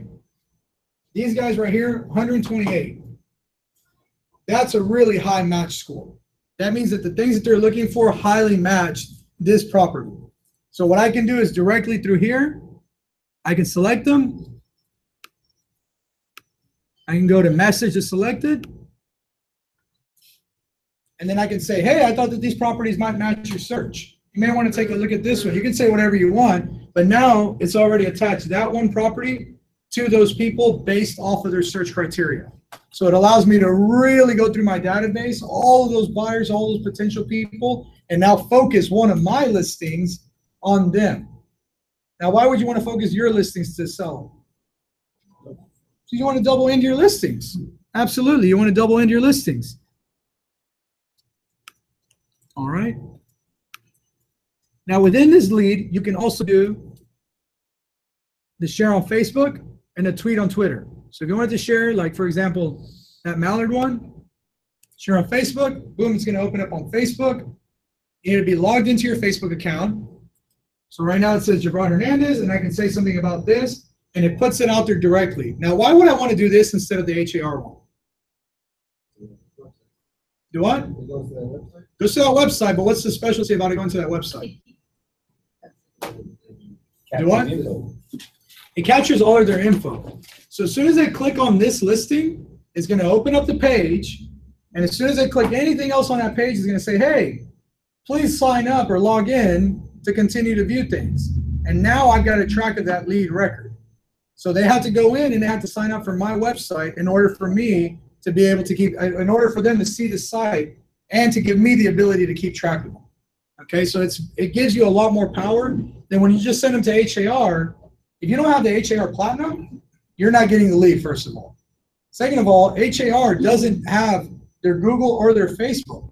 It's just fill forms that they fill in themselves. On here, that they sign up through Facebook or they sign up through Google, you get all of that contact information. Yes? So when I share it, it doesn't matter whose listing it is. If they click on You'll receive the leads. it comes to me because Yes. I was the one that shared. Correct. So it Yeah. has a little, it has a, how do I say it? It attaches to me. Yes. Even if we share the same listing on Facebook, whoever clicks on her ad will go to her. Correct. So whenever you generate this, it actually tags it to your specific agent page. So whenever somebody clicks in there, the leads go automatically to you. This is how you can create like a Facebook ad around one of the listings in the office. So let's say you wanted to create a Facebook ad around this. You could go in, you could share it, then you could boost that post, and then from that boost, all those leads would be going to you directly. It wouldn't go to anybody else, it'd be going to you directly because they're tagged to you. Okay? Yeah, and then you bring buyers for other listings that are in the office. So right now you see it shows you all of these different listings. And then you say, well, what the heck is this? Like, why do these listings exist that have this with Jabron and with Alan on them, right? Well, that's because we actually learned how to do this thing called a pocket listing.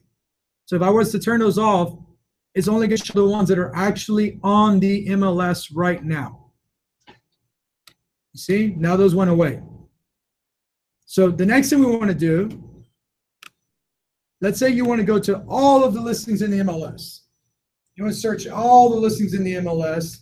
You can pull up all of the MLS listings. Now it has a cap of 1998. So there's more than 2,000 listings in the MLS right now, but this cap's at 2,000. And then you can go through here and you can select and you can even share those. So let's say that you want to share a $1 million house or a $700,000 house or something, and the listing's not available from anyone in the office. You can go in there, you can find a listing, and then you can share that listing and have those leads coming to you off of somebody else's listing. Okay? Now, what I'm going to do is I'm just going to put Alan on here for a second because his HAR is connected. And what you'll see is that when you click on a certain name, now you can go through and it shows all the listings that are under his name. Okay, and then once we connect your HAR, you'll be able to do the same thing. So if you wanted to go through and you really wanted to boost your listings, you can go through there, share it on Facebook, or you can just click on the listing itself and then share that listing. Either way, you can start creating ads and driving traffic to your site. If you want to buy like a domain name, you can buy a domain name for whatever this listing might be. So this one here is going to be for Mallard, right? We have one, I think, if you want to show. Oh yeah, what's the domain name? Mallard.info, I would say. We try that too. Yeah. Yeah, that's it. Yeah, that's it. Boom. And I have it forwarded to our CINC page. See that? Yeah, so Alan set it up exactly how they recommend you set it up. why do you want people going to CINC? Like, why don't you want to create just a website or anything like that? Well, the answer is because CINC makes people log in to view the details. And now you collect their contact information. You're sending someone to a website, they can click into that website, look at it, they don't like what they see, they click out. You have zero information about them. You know nothing about the person who clicked into your website. When you have it set up like this, if I wasn't, you see it shows me signed in up here. If I wasn't signed in, it would show this, and then right above it, it would pop up and say, please sign in to view this. Sign in using Facebook, sign in using Google, the same process that we saw at the very beginning. That's what you would see if we had done it the other way. But you see, he bought this domain. How much does the domain cost? Like $5 on GoDaddy, What do we right? spend on that one? $3. $3 because it's $3. .info, okay? Yeah. So .info, they spent $3. They masked it and they forwarded that domain.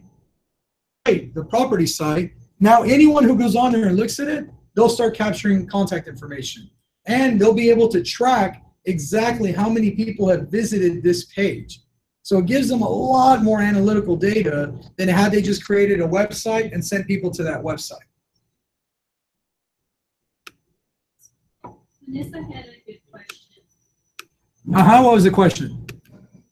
Do we need permission from a listing agent to do an ad? No. You are allowed to send people to any listing that you want to send them to. So that's exactly how Trulia and Zillow get away with publishing listings. So as long as you're a member of MLS, so if you were not a member of MLS, you don't want to run ads, right? If you're a member of the MLS, you're allowed to promote anybody else's listing just as you would promote your own. So yes, you can use other people's listings to drive traffic and leads to yourself. So if you're like, hey, we have some beautiful listings, so you should be promoting the office listings. But if you're like, I need to find an $800,000 house in the Woodlands because that's who I'm targeting is that buyer, you can go in there, search for an $800,000 house in the Woodlands, find it, and then drive traffic to that one. And now that listing will come up, and anyone who goes on there is going to contact you to go out there and look at it. Okay, it puts all the power that like the big companies have in your hands. That's what makes the system so powerful. Yes. I don't understand that you have to get the listing agents permit so you can advertise the listing. No. Go ahead, Manny. Manny raised his hand, so it's clarified. So the thing is that with HAR or anything you advertise on there, you don't have courtesy listing of the broker. Yeah. So you don't have to have the permission of the listing agent. Because the listing agent isn't fine. This is broker's fine. And so the broker has an agreement that they can list property. So it says, as long as it says courtesy of Remax Southwest, you're good. Because that's how you get away with Trulia. Now, there is one caveat to that. And I'm going to show you in a second how to create a pocket listing. You cannot run an ad as a pocket listing to a property that you do not have the permission. So that's where it does become. So you cannot create a pocket listing and run an ad to that pocket listing. If you run an ad, it has to be the official one that is connected to the MLS. Okay, that was a big deal that they talked about over and over and over in our training, is if you create a pocket listing, it has to be your listing, or you have to have permission from the listing agent to do it. Now, I'm going to show you in a second how to create a pocket listing and the difference between a pocket listing and the full HAR listing. Before we move on, what is send message? I mean, it's covered up with something that's blank. I don't know what sending it to. Yeah, so send messages, you can choose any of the people that are in your database, and then you type in their names in here, and then you can immediately send them, and you can send them a message to that property. Hey, I think this property would be great for you. Take a look at it right now. So you see a property come up, oh man, this property right here matches all of my buyer's information, the one on Hazen. Everyone has been looking for a house like that. You go on there, boom, you can type in their information, send them a direct email right away. I'm just getting a blank, nothing. Internet. Oh, it's probably just the internet going really slow. Yeah, that's my best guess. Right now, I'm not on the same internet as you guys. I put it on my hotspot, so it's moving a little bit quicker. All right.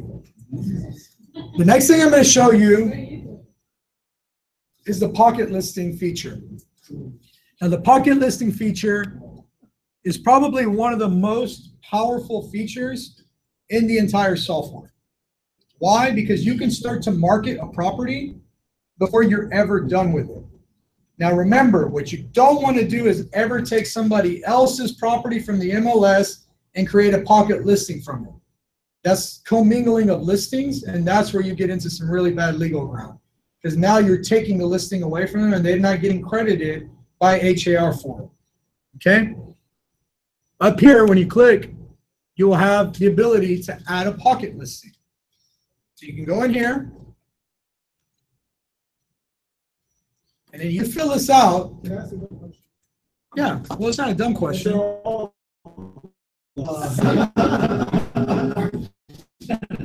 is a pocket listing? What's your definition of So a pocket listing that is on the MLS yet, that you have in-house, that you want to refer people to your in-house listing rather than MLS one. Because as soon as you go close on the MLS, properties that are ultra hot, like they were super hot. They had contracts in one day or whatever, you know? So they go pending really quickly and then they get closed a few days later.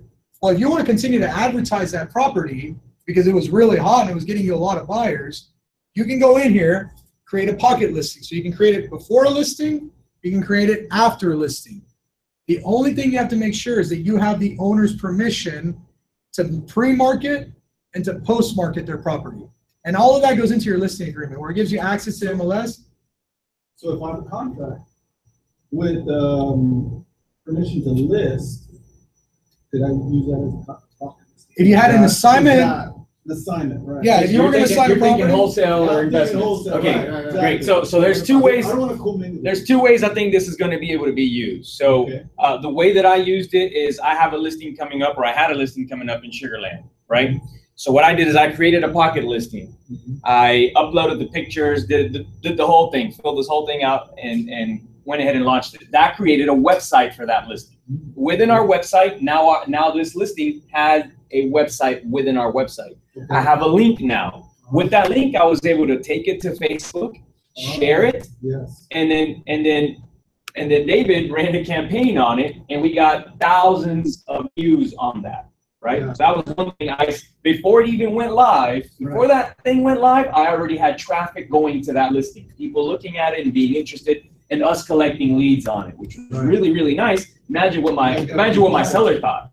My seller was like, dude, you're a rock star, right? On top of that, and he'll show you how to do that, you can create text campaigns within this whole system. So we sent the seller a text campaign along with our pocket listing link and had him share it, had him bring all his friends, family, and circle of influence into bringing clients to his upcoming listing. Right? So let me show you guys. Hey, wait, hang on. So the other thing is now you're thinking, well, what about an investment property? Let's say I have a badass deal coming up, and instead of me having to wait this, that, and the other to find potential buyers for it, I'll just create a pocket listing for it, right? Now, as long as your seller has agreed to allow you to let you market that property online, you have to have that in writing. You can actually come in here, create a pocket listing out of it, drop your pictures, drop your terms, your description or whatnot, and boom, now you can actually look into your CINC lead, see who qualifies to buy that property, send it out immediately, or just go ahead and share it with the team. Hey, I have this deal coming up. Here's the link. Take a look at it. Boom. Now we're able to have an exchange of transactions or deals in-house and then within our own clients first before it goes out to the public. But it's not an HAR yet. It's not. This is for properties that are not on HAR, period, or not on HAR yet. So Yeah. so it can be wholesale deals. It could be. Yeah, so you see on here, like, Also, Alan created, so these are two real pocket listings. That's what I wanted to show you. Here's some real examples. So here's two real deal pocket listings. So you see it says MLS status coming soon. And if you look at the MLS number, it's this weird, long, crazy number. That's because that's an internal MLS number. That's a number that we created for the pocket listing. We didn't create it. It's a number that was created by CINC for the pocket listing. Now, both of these went active already. So he continues to market it on the active side. But whenever that listing comes back and it closes, let's say it was a really hot listing, the pocket listing still exists in there.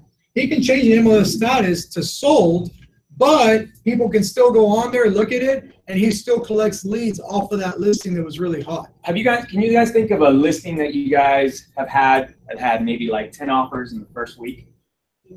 And then you sell it, it goes pending, and you're like, crap, how many more leads could I have collected from this one listing? This is a way for you to never miss out on those again.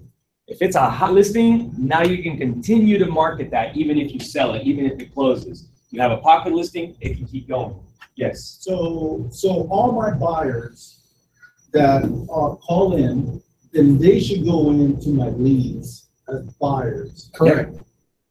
Every one of them. Every single one. Every single person that calls you and says, can I get more info on this? Yeah, absolutely. Here's the info. Here's my website. Yeah, and then it's going to capture all of the information. You don't even have to ask for their information anymore. And a really cool thing is, if you have the pocket listing created, when someone asks you about it, you can be like, yeah, sure, that's not a problem. Let me go ahead, I'm going to send you a message. All right, what's your email address? Boom, send it to them. Now they go to that link and you collect their contact information.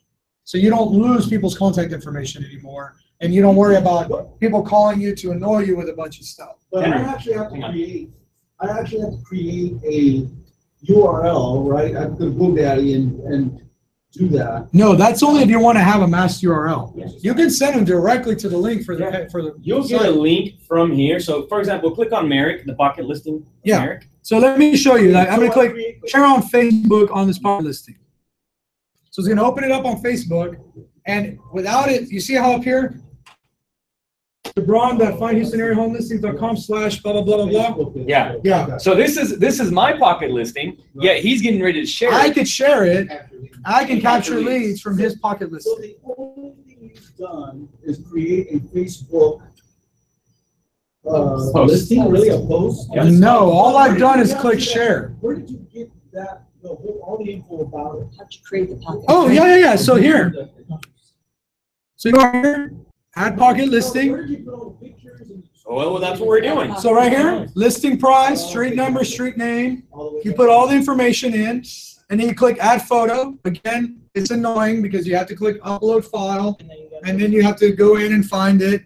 So that part is tedious, but you click on images, and then you can go in and you select 1 or 2 pictures. You don't need to put 20, 30 pictures. That's what I said, you want a teaser on this. Yeah. Yeah, this is like a teaser Just a for few coming pictures. soon. This is to get people going like, oh man, I know about a listing that's coming up soon. Now you're advertising something that doesn't even exist on the MLS. You can even put that on your Facebook. This property does not exist yet on the MLS. Get the very first contact on it. And now you're using your pocket listings to drive traffic and create leads for yourself. Okay, Henry was first. Yes. Just back to how you find out who qualifies for those specific homes. Those green and red. Oh, that's right here on view leads. Okay. So based off of the criteria, so based off of bedrooms, bathrooms, blah, blah, blah, blah, blah, all that information, then you go in there, you just click view leads. It'll check your whole database. And once it checks your whole database, it'll show you which leads may be interested in utilizing.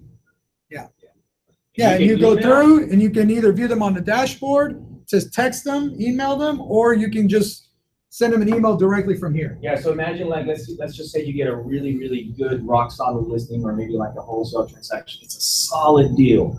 You go in there, you find how many people qualify, you can literally text it to them. It'll take you about 5 minutes to do all of that. Now, yes. So I clicked on the Picket and I went to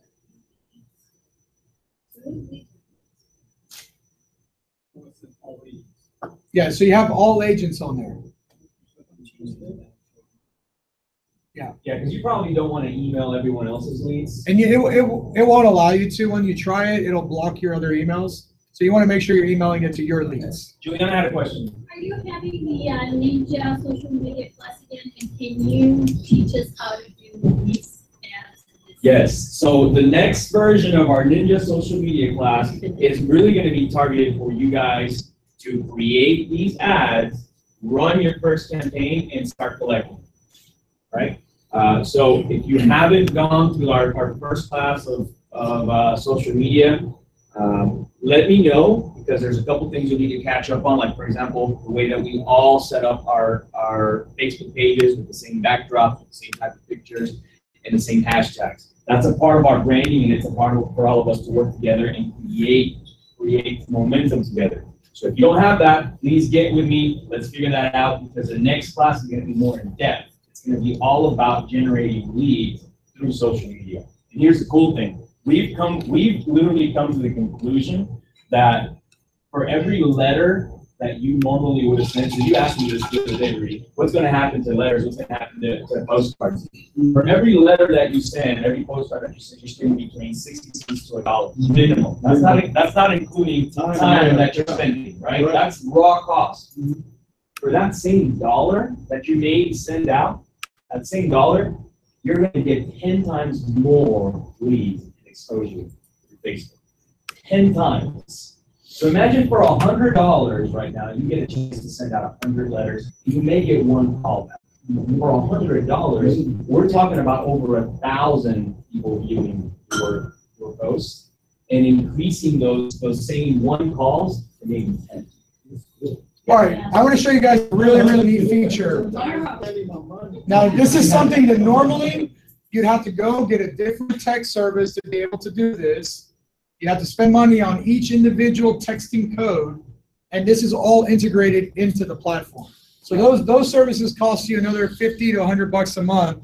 All of this is auto-integrated into the platform. I'm going to show you. Hang on, and we can confirm this because we use a service called Mozio.com, and it costs us approximately $40 to $50 a month just to have texting automation and texting services for our clients.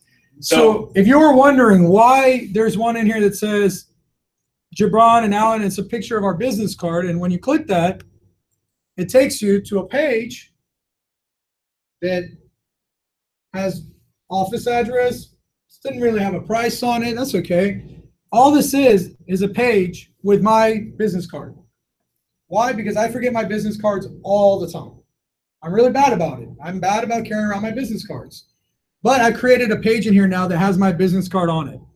Now, what's really neat, I can set it up to where I have a text responder, right? You go in here, you name your campaign, you have the MLS number, which is the number that it's on either the MLS or the actual one. You create a text code and you add a photo. Now, what I'm going to do is I'm going to show you the one that's already created. And go ahead and take out your phones and text this number, right? Yeah, so you're gonna text this number. This is my CINC number. This is why your CINC number is so important, because this gives you the texting availability, the texting feature. We want you guys to and then I want you to text. I want you to text this biz card, B-I-Z. What was the number? Put the number back up. Oh yeah, sorry. 832-925-4038. You're going to text the word biz card, B-I-Z-C-A-R-D, biz card to that number. Now, I'm getting a bunch of leads right now. I sincerely believe, by the way, that we will not have printed business cards in the next few years. They're just not going to exist. No one will go out and say, here's my business card. So you guys can hear my phone blowing up right now. It's recording. You guys hear everyone who's texting me right now. It's putting you in. And if you're already in the database, like it says on here from Gina Castillo from VNA, because all of you are already in the database and your number's already there as your cell phone. We already collected all your information. Your information's already been collected before, so it's already in the system. Yeah, B-I-Z. Do what? Yeah, one word. Yeah, one word. It's all B-I-Z-C-A-R-D, all one word. B-I-Z-C-A-R-D, one word. And what text message you get? You should have gotten a text message with a picture of my business card. Is that what you received? Because I may have set up the wrong picture on there. No, we created some funny joke ones when we were in the training. And then people started texting mine. They started getting like the funny joke one. How do you use this? You give them that number? Yeah, you want to send